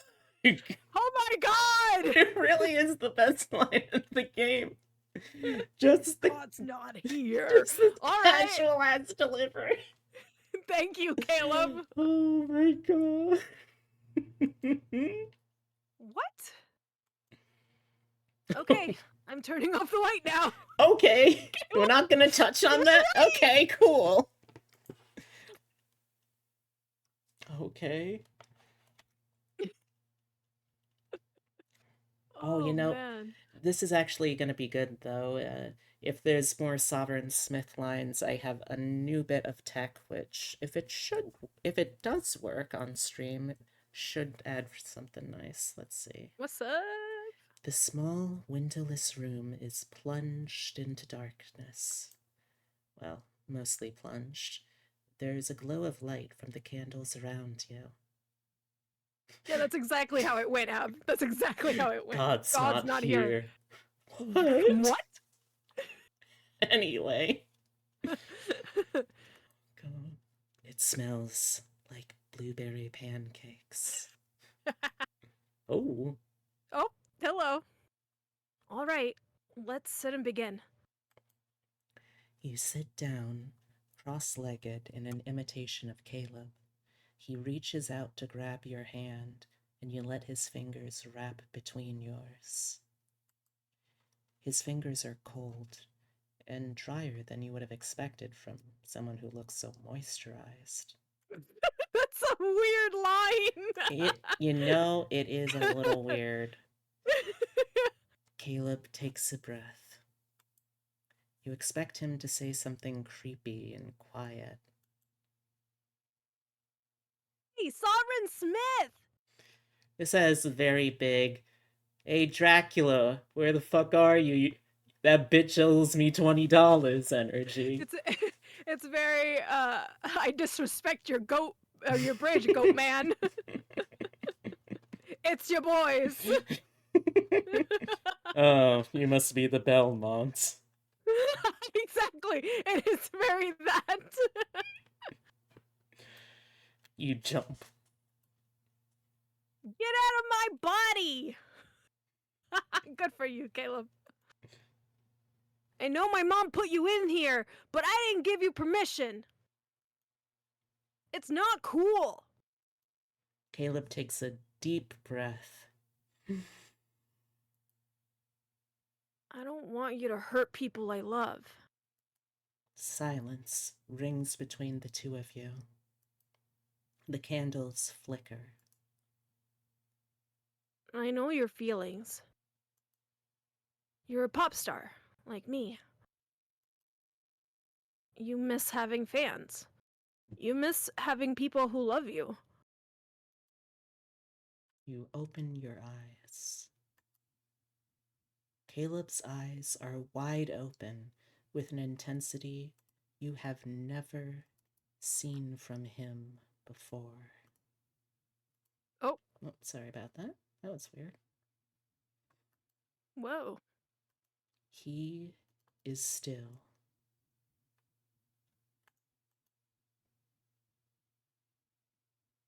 But this is not right. These are not your fans. This isn't your pop group either. You can't have them. He raises his hand, then places it over one of the lit candles. You see the glow of the light through his fingers, his skin turning red under the light. I'm going to keep them safe. The smoke from the candle seems to move at a different consistency, like oil and vinegar. Blah! All right, let's see if this filter works. Like a rock under the ocean that a ship would unknowingly slam into. Like an eel on the surface of water. Hello again. You stare at the eels. They seem like they're everywhere now, coiling, writhing. It's a little hard to understand, but you know what? Understandable. Thank you for letting me know.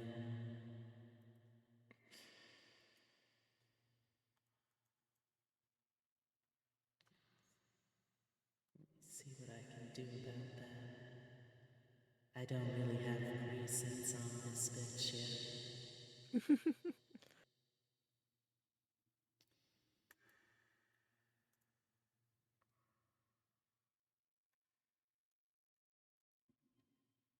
Alright, I have no idea if this changed anything. I'll try and be a little clearer regardless. They seem like they're everywhere now, coiling, writhing. They come to life in the dark corners of the room. I didn't think I would get to meet you again. Are you still lonely, Miss Manager? Hey, yo, whoa. Don't talk to me. I don't like that. That makes me uncomfy. I think I'm seeing things, Caleb. I thought we had a connection, something special. Don't you think so? You don't know what to say. I asked you before if you wanted to be by my side. What do you think? I think you would make a good manager, Hannah. You feel warm with the praise. It feels so earnest that it almost makes you embarrassed. You don't know if anyone has ever spoken to you like that before. Do you trust me? No! Fuck off, dude! No. Caleb surges forwards like it's a reflex. You watch, stunned, as he sticks his hand over the fire. If you make me go, I'm just gonna find someone else who will help me. No, I don't care. Get out! There's a long, long moment of silence that stretches out between you. Then, with a sweep of cold air, the candles go out. You okay? Wait, Caleb! I'm going to turn on the light, okay? His voice sounds normal. Okay. Light floods back into the storage room. Caleb is standing by the door, his eyes wide. Thank you for the hydrate, Foxy. Hydrate. Posture check. You can feel your heart thudding in your chest. You don't know what to say. Caleb, where are you? I'm in here, Lucas! Without further ado, Lucas barges into the room. You go on stage in an hour! Go get your makeup done! Okay. And Hannah, we need you backstage for pre-concert prep. Oh, okay.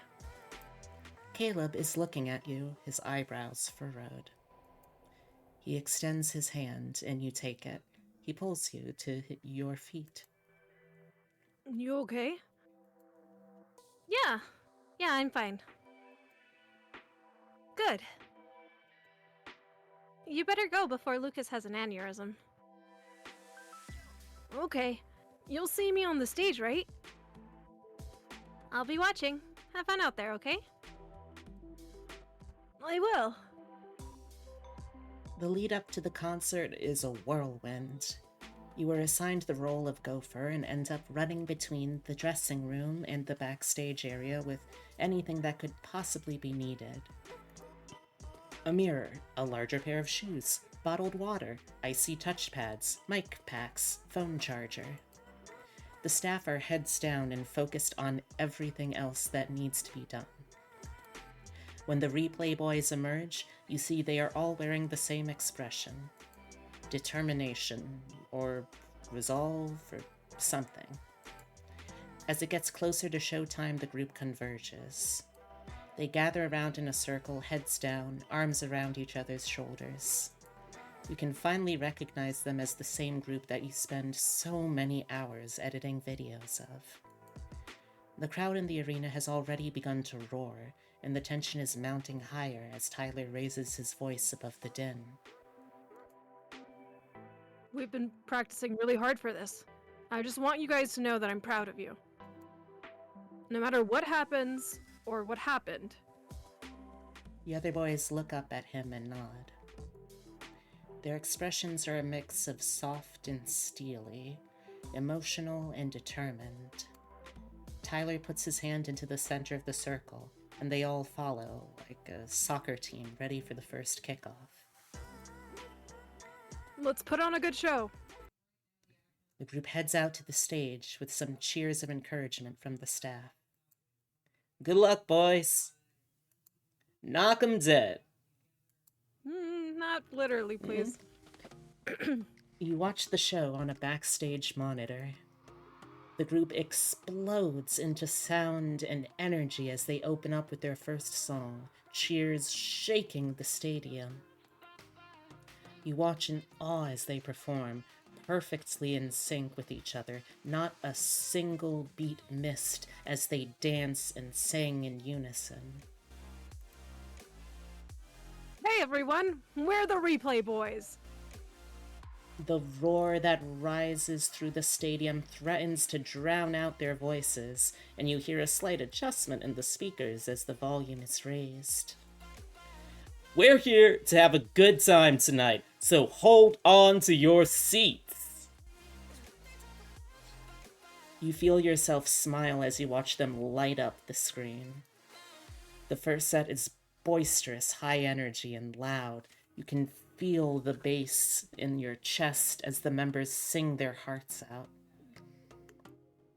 You didn't realize how exhilarating the concert was going to be until it was happening.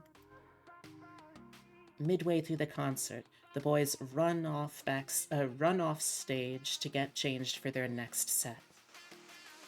Jax finishes changing early and wanders over to you. You enjoying the show so far? Yeah, it's something. The audience is having a good time. Makes me feel like we're doing something right, you know? We're giving something back to them. Thinking about that makes me feel like I should be trying harder, at least for now. You're surprised, to say the least. Well, I gotta go back out there. Have fun watching me. The next songs on their set lists are remixes of their radio singles. The audience sings along raucously to them at a volume you can hear over the bass thumping through the speakers. When Forever With You comes up, the atmosphere changes. The song is a ballad and opens with a slower tempo. You watch from the backstage camera feed to see members walking around, waving their arms in the air. In the arena audience, you can see that fans are holding their cell phones high above their heads. Their phone flashlights are on, twinkling white lights swaying on a dark ocean. Caleb steps forward and opens his mouth to sing the Sovereign Smith cover song. I don't really like this song. Hell yeah, Caleb! Huh? The camera dips between the other members of the team as if it was trying to avoid their bewildered reaction. It lands on a shot of the stadium. The backtrack is still roaring along, but the main vocals are silent. Sorry, management really wanted us to sing this one. I know it's a classic, but I don't really like the lyrics. I think they're too cheesy. Oh, are we going to do some improv? I don't have anything in mind. That's alright, I got this. Jax immediately bursts out into a barely censored rendition of Jay-Z's 99 Problems. Oh god. Barely censored. There's just a disembodied pop star ghost that is maulding, seething, trying and failing to cope. You watch the entertaining display until you feel a tap on your shoulder. You turn around. It's a member of the security team. Hannah, can you come with me? Huh? Why? We have someone here who's claiming to be the Replay Boys manager. I'm the Replay Boys manager. Oh, look, can you come with me, please? Okay, sure. You follow the security guard to the backstage access door. You have no idea who it could possibly be until you hear shouting as you round the corner. Let me in. I own this show. This is my money. Oh Ignore boy. my eyes. I got Oh, punched boy. several times. Anton? Anton, your impeccably dressed boss, is standing in front of you. He's wearing a pair of sweatpants and an old t-shirt and yelling at several staff members blocking his entrance to the stadium. Sir, you don't have any identification. I don't need identification. You all work for me. You should know who I am. When you get punched so hard, your eyes turn entirely black. Isn't that what happened to the guy in the gorillas? Hashtag just normal things. Mm-hmm. His eyes, wide and crazed, fix on you. You notice his hair is extremely uneven, like he took a beard trimmer straight across the side of his head. Oh boy. Hannah, tell them who I am this second. Guys, I'm sorry. This is Anton, Sovereign's CEO. Oh, thank you, Hannah. Can we get you a security pass, sir? Anton doesn't respond. He lets out a huff and violently shrugs off the hands on his shoulders, storming into the backstage area. Anton? You hurry after him. I didn't think you were going to make it to the concert. Are you feeling better? Anton doesn't say anything. He keeps walking, his hands balled into fists. Sir? Anton hops up the stage stairs 2 at a time, and you scramble after him. He storms right through, passing the backstage curtains until... On! You stand there, stunned, as your boss storms down the center of the stage. The music is still blaring. The boys are still singing their hearts out with improvised lyrics over the Sovereign Smith song.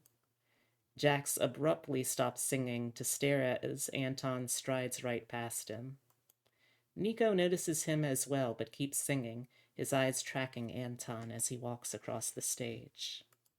Anton storms right up to Caleb and yanks the microphone out of his hand.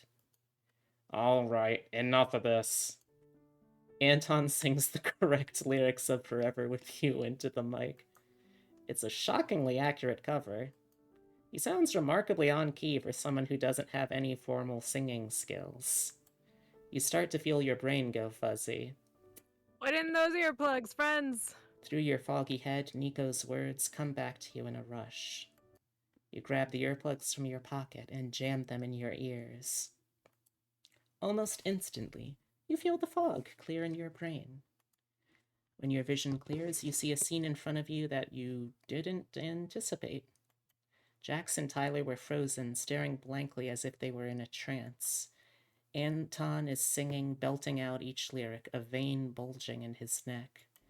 Nico is standing on the stage, pointing a gun at him. Nope.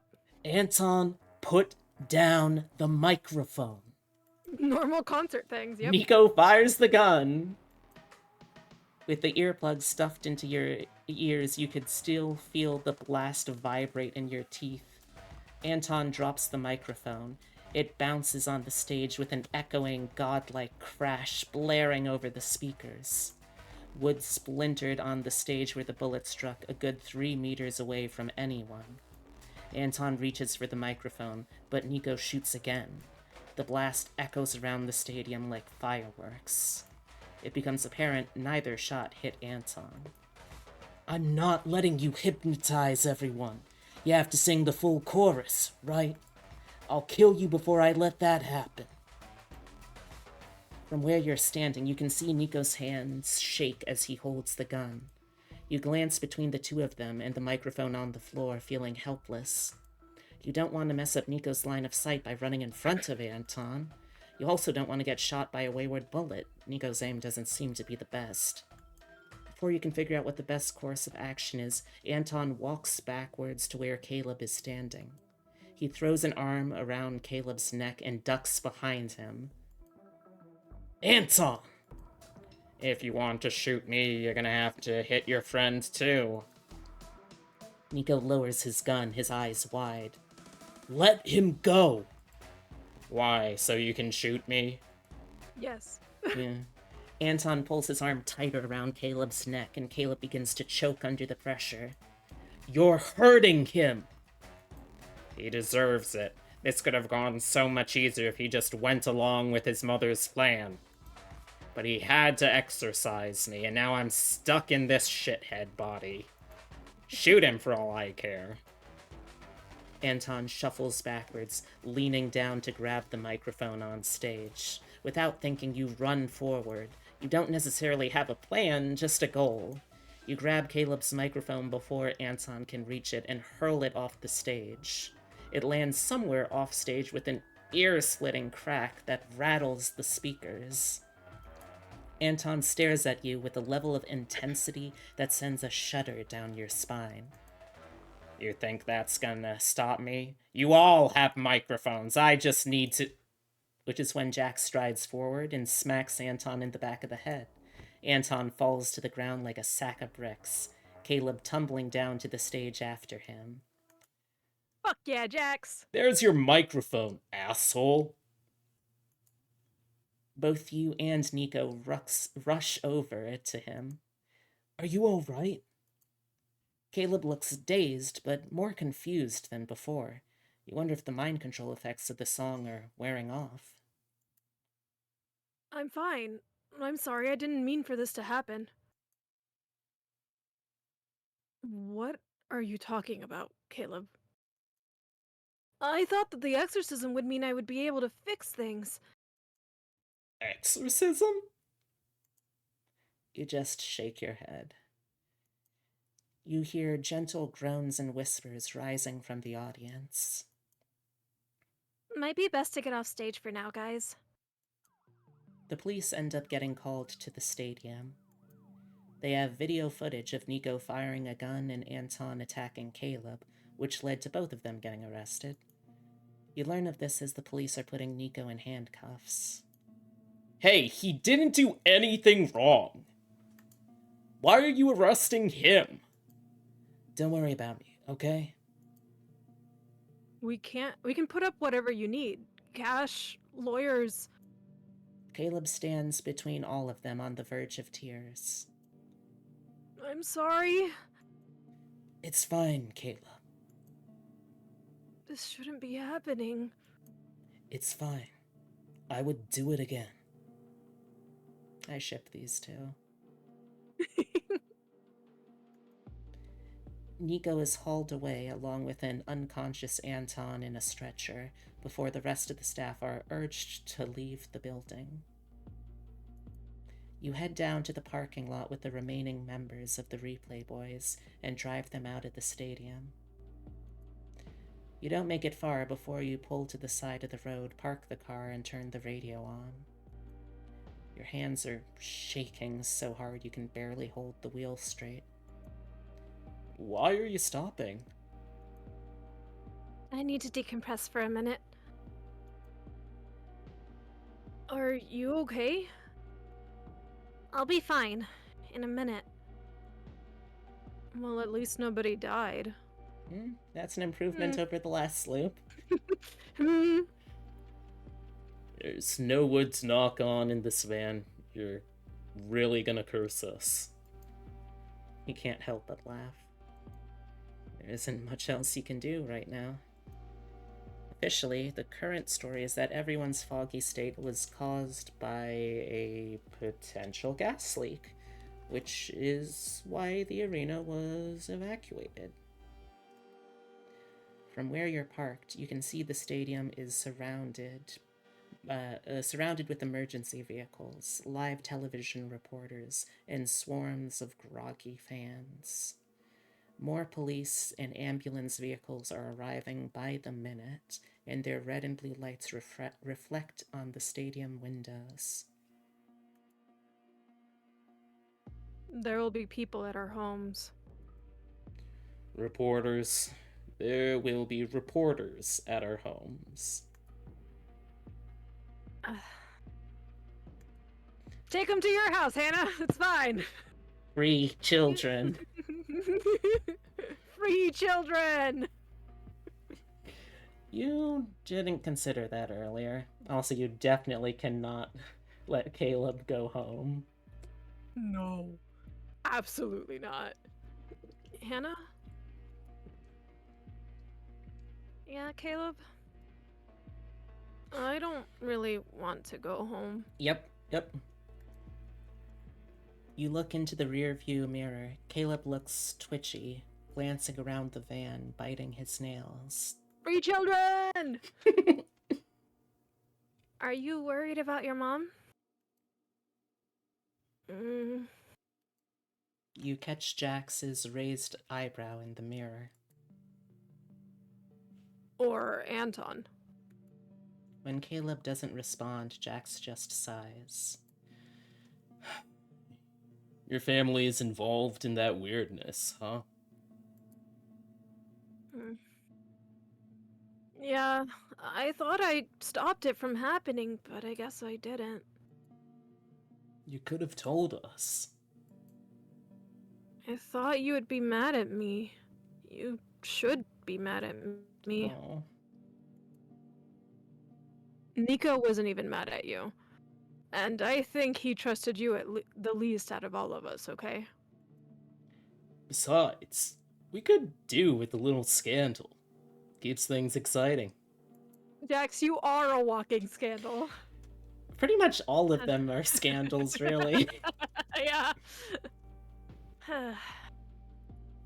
The van descends into silence. The current situation feels too extreme, too bizarre to understand without some contemplation.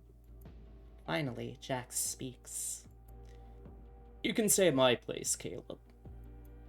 I just moved there, so people don't know I live there yet. You can stay until you can get on your own feet. Jax. Your mom is bad news. You don't need that. You'll be 18 soon, right?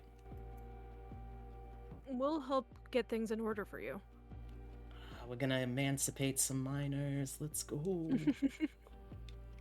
I don't know how our future will look with the record label, but at least we can make sure the fall is as soft as possible, right?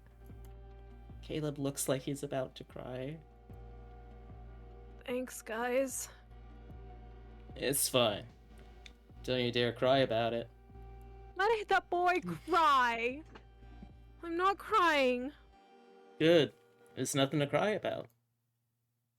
When your fingers finally stop shaking, you drive Tyler to his home and Caleb and Jax to his apartment. Oh, the show must go on. Complete chapter 4. Oh. Hell yeah. When you finally get back to your own apartment, it's past midnight. You can barely keep your eyes open and fall straight into bed. Sleep hits you like a hammer and you're out cold in seconds. You hear your phone vibrating in your dreams first. Hmm? Cronut is standing on you, and you have an incoming call on your phone. Not now, Cronut. You look at the number. You don't recognize it, but answer it anyway. Terrible idea. Terrible idea. Hello? Oh, Hannah, it's me. you feel relief flood through you. Those earplugs worked pretty well, huh? Nico, you idiot! Why are you calling me and not your lawyer? I already called the lawyer. It's fine. Aren't you just allowed one call? They aren't keeping me in here for much longer. So they're not charging you? Guess not. You sigh and drag a hand over your face. Have you talked to the other members yet? Not yet. Just wanted to make sure that you were alright. I'm fine. Not blaming yourself for anything? No. Good. I'll tell you the gory details later. Just me and the kids are alright. Later? Yeah, maybe brunch. Somewhere with mimosas. You're underage for drinking alcohols. You let out a bark of a laugh. You look more like the whiskey on the rocks type. Everyone likes mimosas, Hannah. It's true, I do like mimosas. I've never tried one, but I'm sure I would, yeah. We should go to brunch one day. Oh, that would be lovely. Just go to brunch with me. Not tomorrow, just when things settle down. I need something to look forward to right now. Sweet boy. You feel yourself grin at that. You pet Cronut absently as she walks all over your chest. Brunch is nice. We should hit up a brunch place too, Ab. Because, man, I know quite a few brunch places the Lolitas and I go to around here. There is a really fantastic brunch place that's near-ish to where I'm at, called the Ooh. Friendly Toast, where they've got stuff like chicken and waffles, where the chicken has been like fried and crushed up fruity pebbles and shit. It's some really cool. fun stuff. I don't know when I'd be able to actually take you since I don't drive. And you are also in Texas while I am in Massachusetts. One day, we'll make it work. Alright. Okay, brunch. And then you'll have to tell me all about it.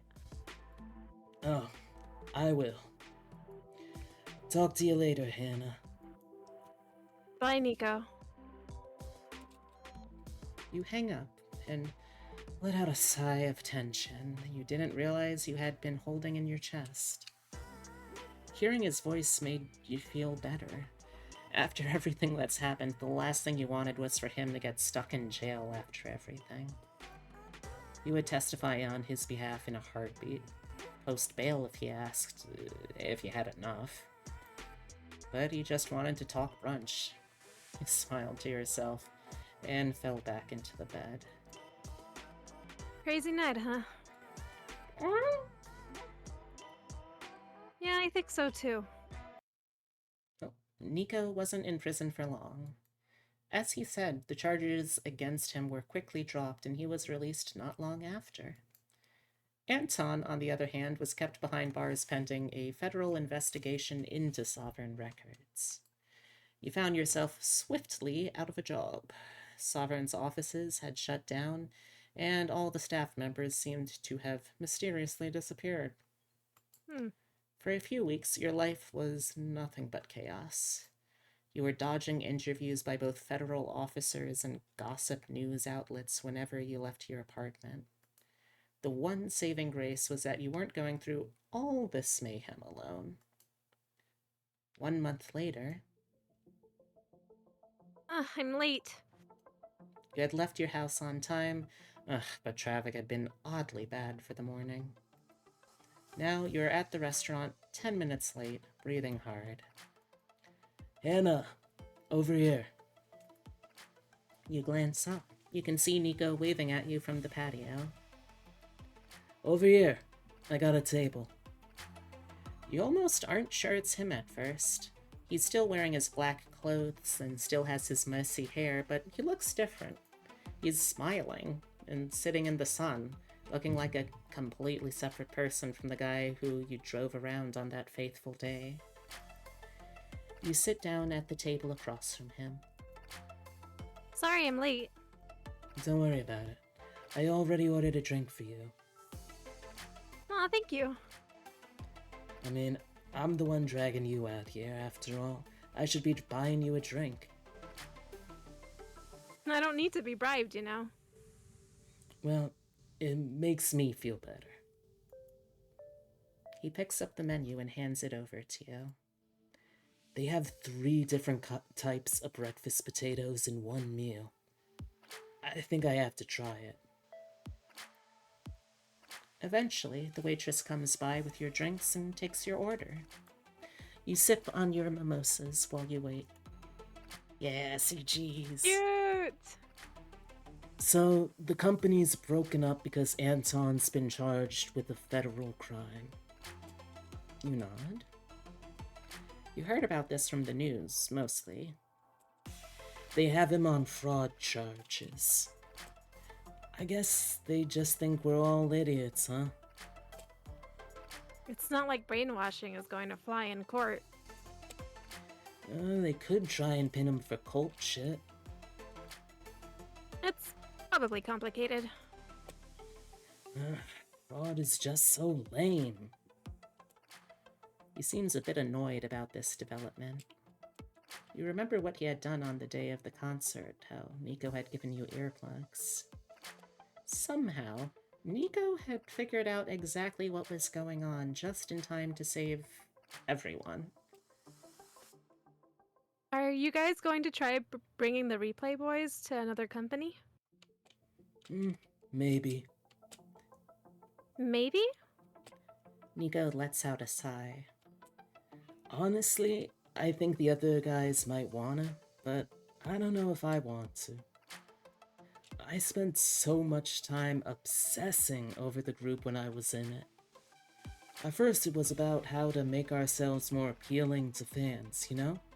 That's hard enough as it is, trying to meet fan expectations. Anna does look really cute in this, yeah. But then we signed with Sovereign, basically handed them over to a cult. I went crazy trying to figure out what was happening. I even hired a private detective. Well, for good reason.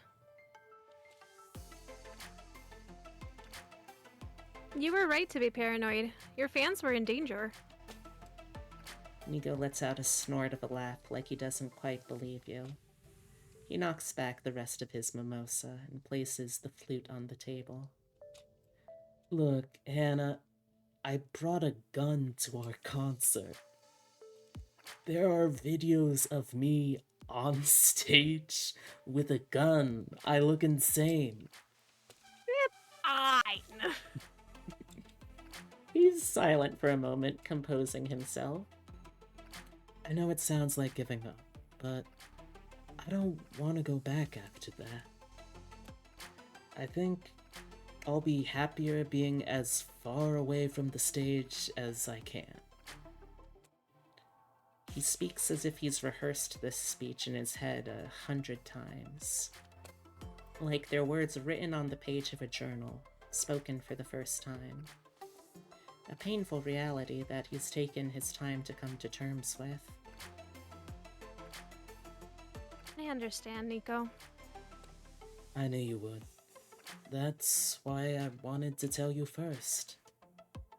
He's smiling, a bit of a sad smile, but a relaxed one as well. Your food comes soon after. You eat in a comfortable silence until his phone begins to vibrate. Oh, sorry. Fine. It's just the group chat. You're still keeping in touch with them? Of course. Who else is gonna understand my drama? That's fair. I just don't know how to break it to them. That I don't want to go any further with the group. You put your utensils down and fix him with a look. Your first impression of Nico was that he was standoffish, distant, a bit of a weirdo. Seeing him now, looking guilty in the face of disappointing his friends, feels as if you're seeing a new side of him. I think they will understand. Yeah. Yeah. You're right. Nico texts the replay boys back with a smile on his face as you sip on your second mimosa. The moment feels quiet and golden. The warm morning sun is on your skin. The champagne releases the tension in your muscles. The taste of orange juice on your tongue. Sweet and sour all at once. Oh, we got Weird Boy complete Nico's ending. Nice. Oh, okay. Alright. That was Great. more sudden than I was expecting. Okay. Well, first let me check with you. How you doing? Because I know your streams don't quite go as long. So you guys going to do the yeah. other endings? I mean, I'd be down for it if I can figure out how to access them, sure. Yeah, no, absolutely. I'm guessing it's because we picked the most like correct things with Nico, just because we agreed with Nico a whole lot during his day, basically. Yeah, that's fair. So I'm thinking it's like that. Like, you know, we kind of went against Jax a whole lot because we were not trusting that boy like at all. Yeah. Yeah, admittedly. To be fair, he kidnapped us and he was being a jerk, so Yeah. Yeah, I mean... I'm curious. you are right. Yeah, we were like very professional with the boys whenever like anything came up. Like when Jax like talked to us on the beach, for example, we were like, "We are professional. We are your manager. We are not doing a romance." So I'm wondering if it's like a combination of kind of those kind of things. I'm sure there's like a guide or something somewhere. But I would be absolutely down to try to do the other endings with you. Yeah, that sounds like a lot of fun. So, I guess we'll also have to figure out, because obviously, for the literal children, we're not even gonna consider doing the romance routes for them. We are, you know, we are the Onesan, we are the mom friend. We're not gonna date a minor. That's weird. Looks like there's 5 endings and some other secret stuff you can get. Okay. Yeah, I mean, we have to be able to, in one of these playthroughs, figure out what the code for that door is, too. Yeah, I imagine that. I was literally thinking that. I'm like, there's got to be something like that is like in my brain that I'm like, Nico's ending is very platonic, so I imagine Caleb's is also. Yeah. I would think so as well. I'm sure there are ways. I'm sure there's Seeing something here. things. What was it?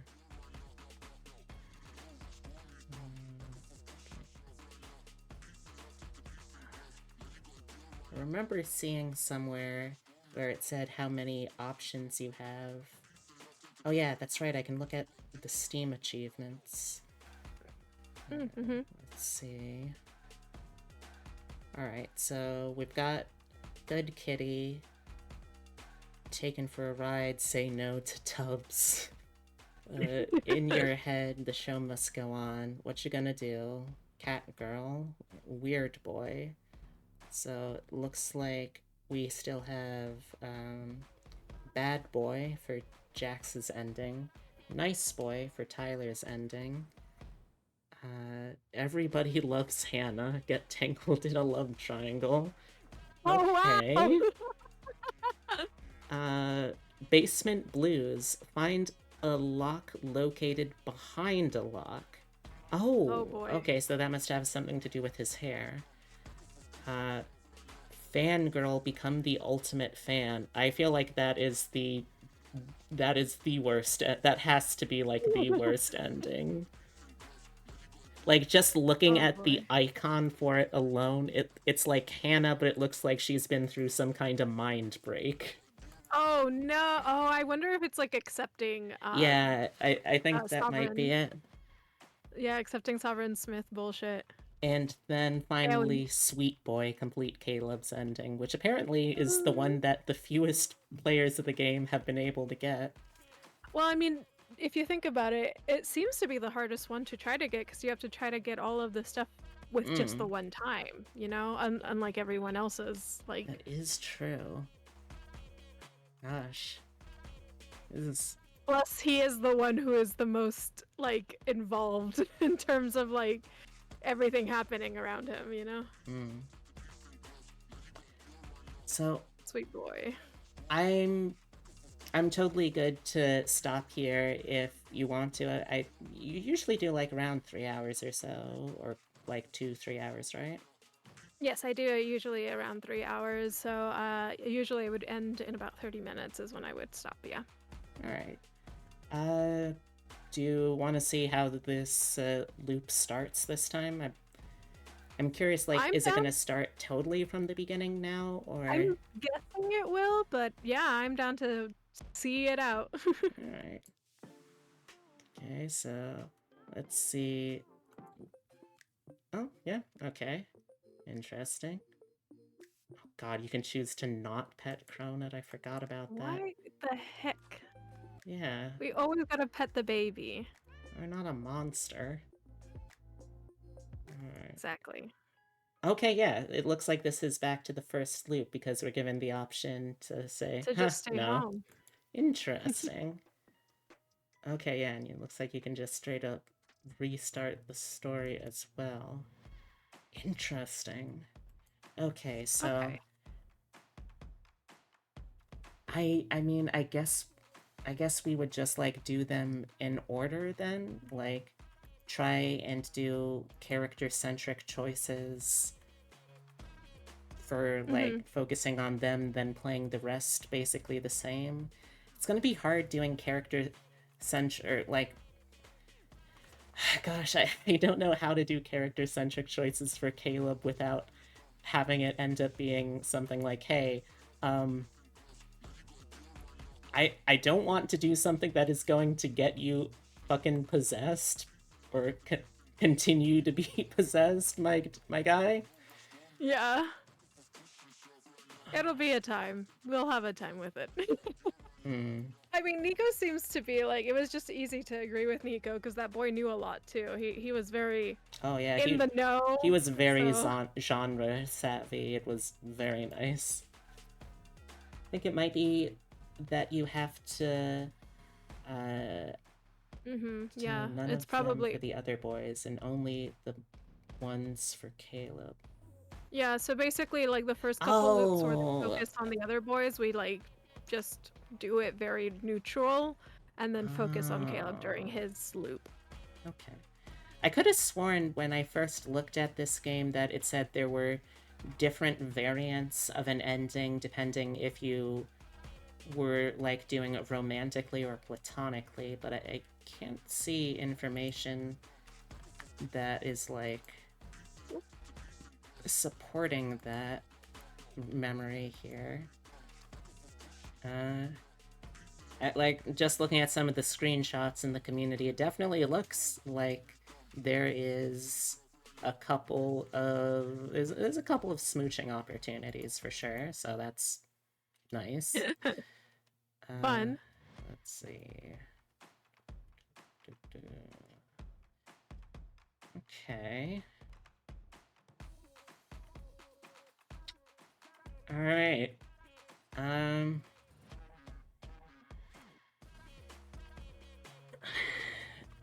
Yeah.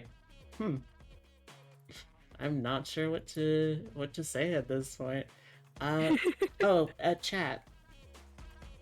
I think by default I would probably just do it like in order that we're introduced to them over the chapters, but do y'all have any strong feelings about which ending y'all want us to try and pursue first?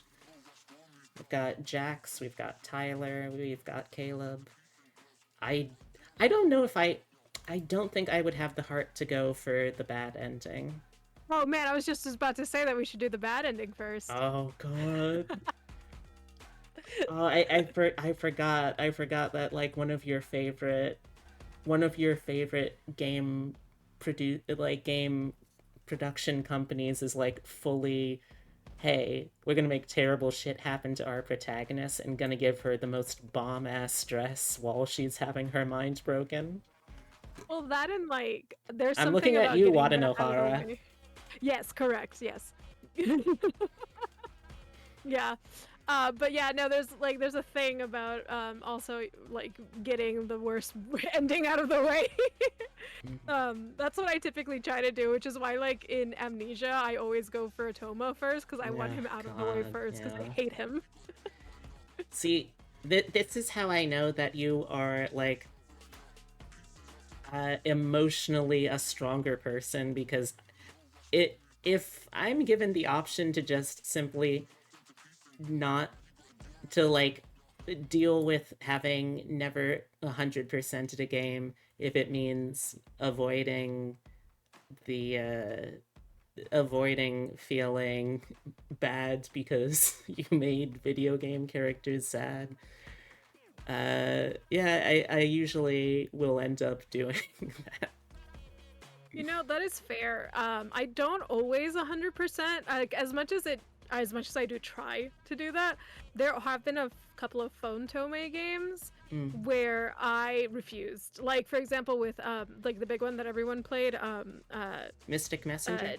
Mystic Messenger. I did not do the bad ending. I don't know how I pulled that out. I have never played that. I've like tangentially heard about it. It's just like I reached into the cerebro for a second there. Well, that is the one that like of the Otome games on the phone. That is the one that like most people know. So like that's fair. But yeah, I would say like that's one of the ones that I still to this day have never played the bad endings for that, and I refuse to. Part of it is that like it is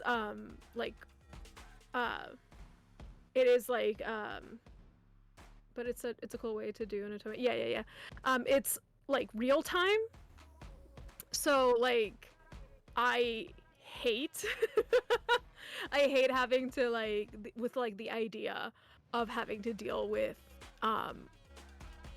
having to do like 11 days of that just for it to be a bad ending. Like the idea of that absolutely like upsets me. I did 55 days of that in real life time game, like, and I still haven't finished. There's 2 more routes because those were released later on, and I just never got around to doing them. That sounds so there's exhausting. still 22 days. Yeah, I still have a whole month's worth of Otome to play in that game. But yeah, that it's done in real time, and like you have to hit the phone calls and the group messages at like 3 in the morning, 7 in the morning, etc., etc. And I'm just like, sucks. yeah, I did have alarms set up. Absolutely. Yeah, I looked up when all of the phone calls and chats happened, and I set alarms. Like I was at work under my desk, like hiding, looking at the like chat and stuff to try to make sure that I got it done. Oh, gosh. Like I was dedicated, and that's why I would say I would never play those again just to get the bad endings. I read about the bad endings instead, and it made me feel bad too. Like, those bad endings are not great. Like, there's some bad endings where I'm like, I can handle this, like, whatever. But those bad endings, like, I would be purposefully making them, like, worse, essentially, like, making the boys have bad coping mechanisms, and I'm like, Oh hey, no. I don't want that. Oh no. Yeah, no, we were literally driving from Dallas to San Antonio, which is like a 6-hour drive, and Dylan was literally on my phone reading the chat to me so that I could have him input the stuff for me. Like, I was like, yeah, please Incredible. have this choice, please. Like, I was dedicated. Like, I was literally at working at the convention, and I was helping them keep track of their time for prejudging and stuff. That was my job back then, and I was still playing those games, and like my judges were like, have you had any sleep? I'm like, I woke up 3 times in the middle of the night to make sure that these chats were not gonna be missed. Like, I don't know what to tell you. I'm dedicated. But yeah, I That's refuse so to put the good. bad ending for that. I absolutely refuse. And then there's also like some other Photome games. Like, the thing about Photome games is that if you don't pay for the game to be unlocked outright, you do have to like play them over the course of a couple days. So it takes like a month to get any of the endings. So I just don't want to do the bad endings, especially for some of the longer ones, like some of the ones that have like 7, 8, 10 characters. Like, absolutely not. Oh, how is the rabbit? And did someone tell her something? I mean, I'm doing okay. I'm feeling all right. I'm not sure what you mean by tell me something, but You mean the guinea pig allegations? oh god, what?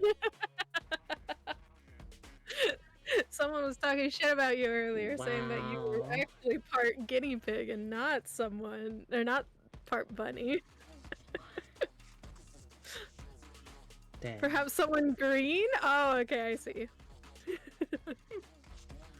Perhaps not what I was saying. Damn. When you left us Oh, alone, gosh. chat was like, I heard that Bee's actually part guinea pig that has like a deformation, and that's what it is, and not a bunny. And I was like, scandaloso. Oh my god. Alright, so do you want to try to do the bad ending for replay boys? Do we have anything like saved that's close to the end? Oh The gosh. part rat Um scandal. What's the let's latest see. load that we can Okay. do? I think the latest one is I think the latest one is at the start of the Caleb route.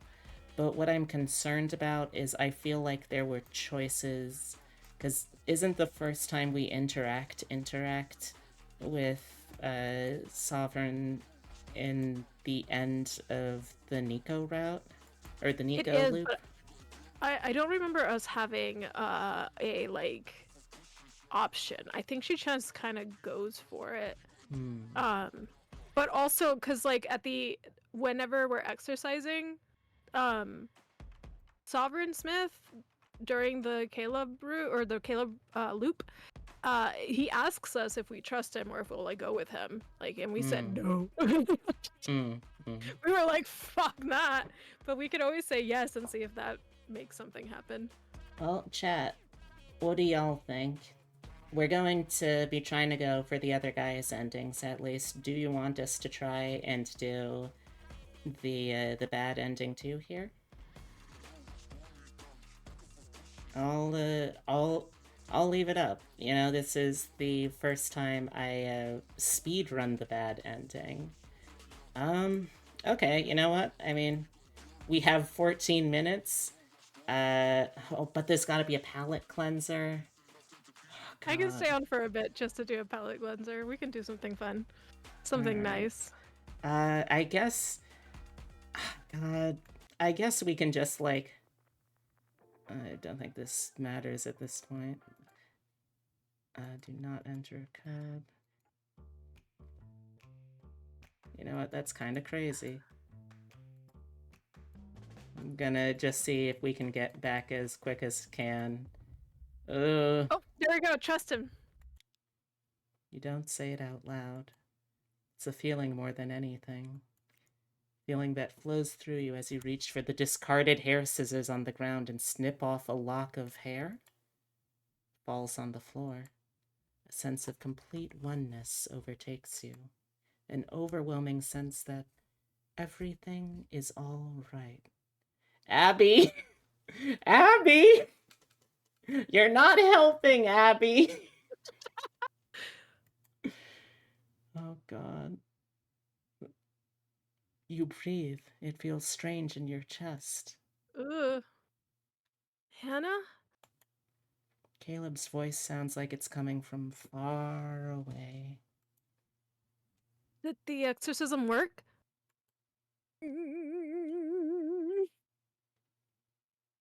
Hannah? Light floods back into the storage room. Caleb is standing by the door, his eyes wide.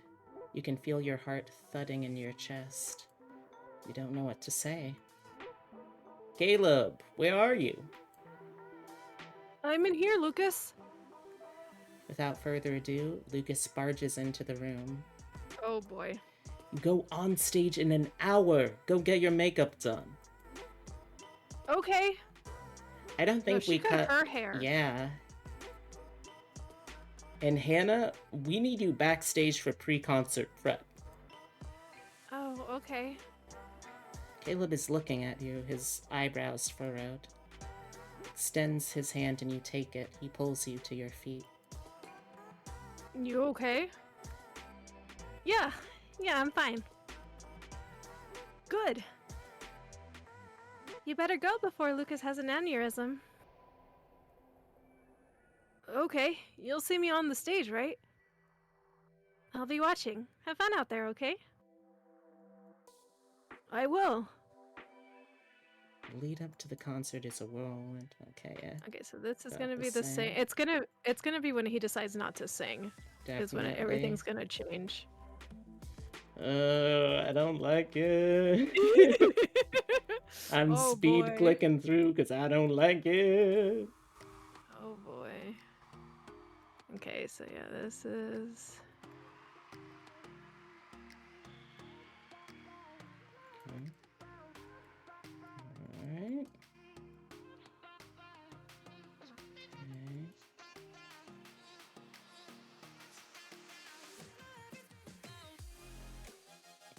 Okay.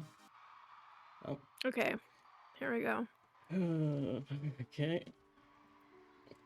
Okay. Oh. Oh. Emotion is turning black. You trust me, don't you? The voice in your head has taken over. You feel like your body is moving outside of your own control. You've been backstage long enough to know where the audio equipment is. There is a table in the back, full of headset mics. Each of them has a tape with the member's name on it. They were left here after the previous set list, when the boys switched to handheld microphones. You pick up one of the mics and switch it on. The voice that comes out of your mouth isn't your own. It contains a talent you never possessed. You sing Forever With You by Sovereign Smith in perfect key. Your voice echoes perfectly around the stadium. It's enchanting, isn't it? You see the world as if you're a passenger, moving on autopilot. You've finished singing. You're on stage. 15,000 fans have their eyes on you. 15,000 fans whose hearts you have captured with your voice. Well, It was my voice in the end.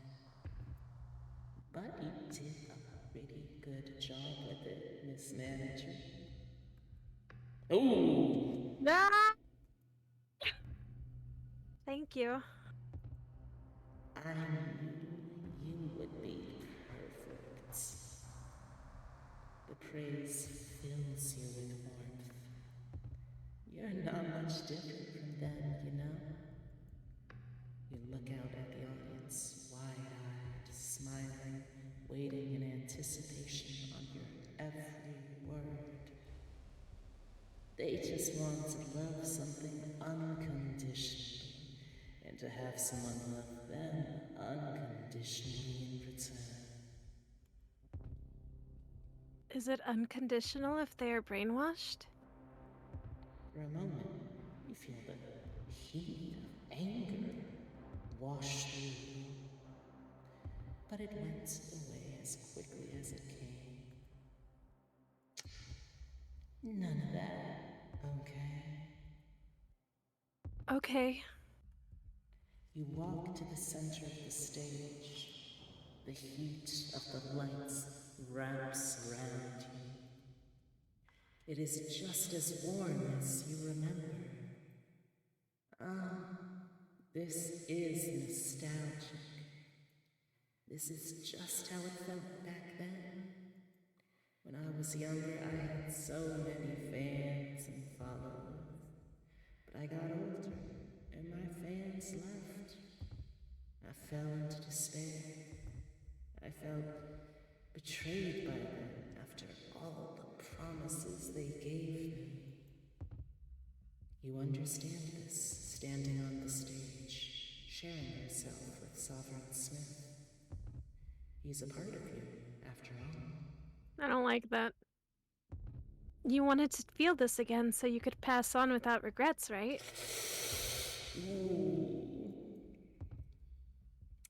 This is what you had hoped were his feelings based on the flashes of memory you saw. You know, deep down, this isn't the truth. I was thinking I should be with my fans for a long time. All of us. I think we could do a lot together.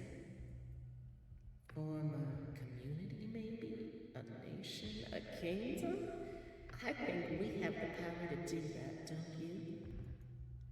You shake your head. This wasn't something he had mentioned before. You can't do that. I think I can do whatever I want. But it's okay. You trust me after all, don't you? You feel a sense of peace flow through you. It's soothing. You don't have to worry about not being enough. You don't have to worry about all your life's failures. Loving Sovereign Smith is enough. Him? What is this? That was Nico. The other members are dazed, facing the audience, static as the rest of the crowd. Nico is the only one standing in front of you. His hands shake as he aims a gun at you. What is happening? Nico. You did this, didn't you? You hypnotized all of them. You're one of the cultists. You don't know what to say. You feel the stage vibrate as fans begin to move. They climb up, their fingers digging in, clambering onto the top of the stage. You see them converge on Nico, the one person in the arena who had escaped the sound of her voice. You hear a gunshot. The impact startles you at first. Feels like you've been hit with a bat. The pain isn't immediate. You feel the impact of your head against the stage floor first. You stare into the bright lights, the warm lights. You feel wetness, pain, adrenaline. The lights are harsh when you close your eyes. Ooh. You open your eyes to dark water. There's something roiling under it. The surface tension is broken again and again by something fast and smooth, glistening in the low light. You imagine that they're eels, black eels, hundreds of them churning, swirling, moving as one oily organism. Their bodies writhe around you. You feel them coil up your limbs like a legion, moving as one, sliding up your body, curling around you, dragging you down into the ice-cold water until there's nothing else. Nothing but the black, endless sea. All right. Good ending. Sheesh! Oh my gosh. Alright. I will be back to help wrap things up in a moment. I need to go tuck in Epitome first. Okay. In the meantime, we're gonna talk shit about B again. No, I'm kidding. I don't like that she's like looking at me. She's like looking at me with like such a serious. Do you see that? She's looking at me with like a serious face. Hello. Hi. You're just looking at me. Alright. Anyway. Stare back. I was. Fire with your eyes. She's taller than me.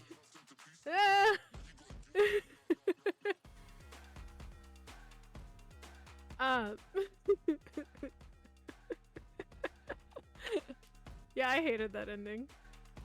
Wait, hold on, you're right. Womp, womp. Now I am big. Now I look at you. Alright. Hi, welcome back. There was nothing weird happening. Every time.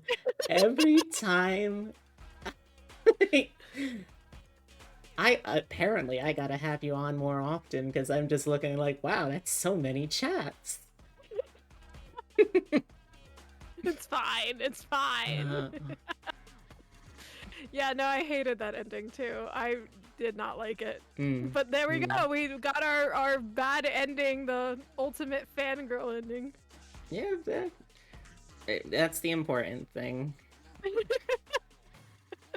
But 3 more endings to go. Woo! Whew. Actually, T-post 4 insert minutes. technically. Oh, are there? You're gonna like this. There is a Oh, boy. poly ending. Oh, right. You did mention that. Yes, I am here for it. Let's go.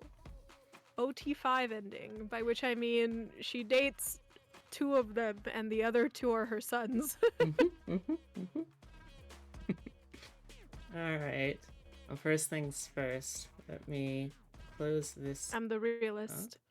and let's head over. You may embiggen yourself if you so wish. In Biggin? Mm-hmm. In Biggin. Yeah. Woo! Yeah. So before we wrap up, stream credits as per usual. Special thanks to the big supporters, Saratamon, Sir Bubblebun, Super Upsetty, to the subscribers that could make it tonight, Abby, Absurd Bird, J Deggy, and Tyrus. To our new followers, Manic Hyena and Utolsu Nyoma. I like that you got that name off of a automatic generated name for a Roll20 character sheet, and you have just decided to run with it.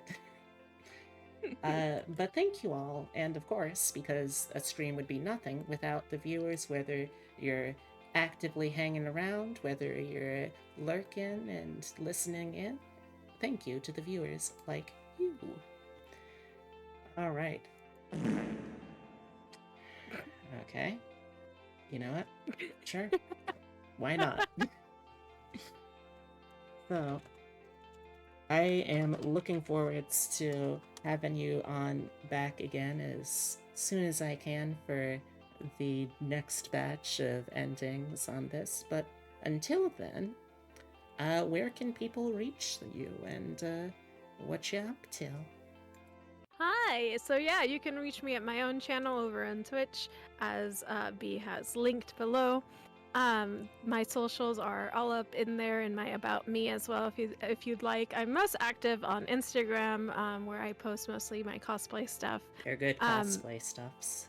Thank you, thank you. I will be making a couple more cosplays here soon. It's con season Ooh. upon us again, so here I come again. I'm actually going to a convention on Saturday, so Oh, Uh, that's so yeah. exciting. I'm really excited. I'm making my niece cosplay with me again, so yeah, I'm making her cosplay baby. Marlene. I'm gonna cosplay Tifa, I'm making her cosplay Marlene. So Oh, that's so cute. I've always wanted to do that, so I'm really excited. I've made one of my cousins do it before, and now I'm making my niece do it. This is gonna be her second cosplay. She cosplayed Tanjiro, and I cosplayed Shinobu from Demon Slayer last time. So yeah, no, that's so cute. yeah. Pictures on my Instagram if you're curious. I'll There's have to look. pictures of me and my niece cosplaying them. So yeah, we'll try to do as many as I can while she's still bitty and can't say no to me yet. Excellent. But yeah, that's what I'm most active on. Most everything is going to be Knight Adora, or it'll be Banana Princess Cos, depending on what I do most. So Knight Adora is for anything that has mostly to do with my streaming, and Banana Princess Cos is anything that has to do with my cosplay stuff. Yeah, and I don't really need to say anything for my own stuff at this point because if you're here, you're family. But you're also someone who pretty much already knows, you know, what I'm up to, what I'm doing. And yeah, thank you so much for swinging by. Our next stream is going to be tomorrow at 6 p.m. EST. We are going to be starting our third visual novel this week. Like I said, visual novels are back, baby. That is going to be Auntie Griselda playing Duck Detective, The Secret Salami. I love that. I spoiled myself with like the first couple of minutes watching it on someone else's stream, and within the first couple of minutes, this hard-boiled noir detective, Duck, gets a phone call and picks it up without hearing anything, immediately saying, like, "Diane, take me back, please! I haven't touched bread in days, I swear I'm clean!" I love that. Yeah, it's... I can't wait to play this divorced piece of shit Duck. Duxo Elysium. Oh god. I am so excited to see some of that. I will be hanging out with a friend who's coming in from out of town, so Have I'll be missing fun a good chunk of first and that, but- foremost. Thank you. I'm really excited to get to see her. It's it hasn't been that long since I saw her. Actually, I went to go see her, but I still miss her all the time. Do you have any recommendations of people I should read? Let's see who all I have that's on. Nope, all I've got going on and the folks that I follow are big time streamers. Okay. Let's see.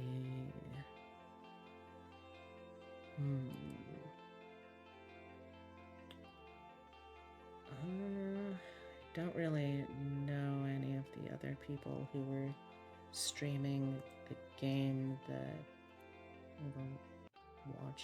I was playing the other day. Let's see, maybe is there anyone who happens to be playing Replay Boys right now? No. Oh, hey, we're the number one replay boys stream right now. That's neat. Ayo. Let's see. Oh, wait, here's someone who's playing another visual novel, at least. That'll do. So we are going to be raiding into Lolatov Cocktail.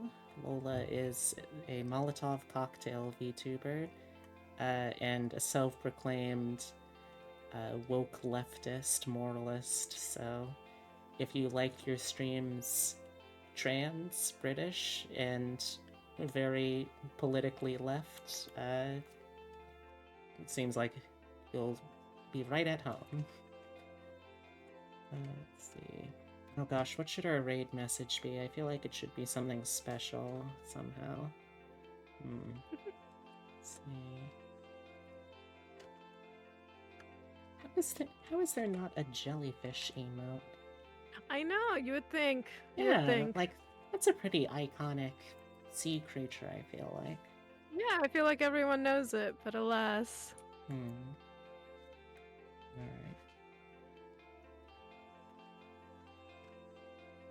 Let's see.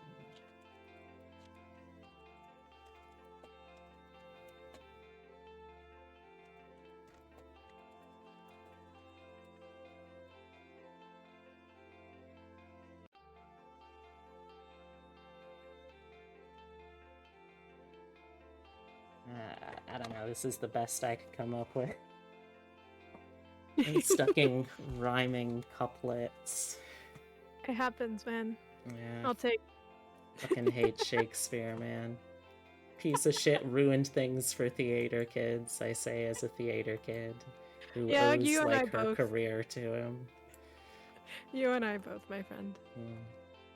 All right. So yeah, we'll use that one. That'll do. Raid Molotov cocktail.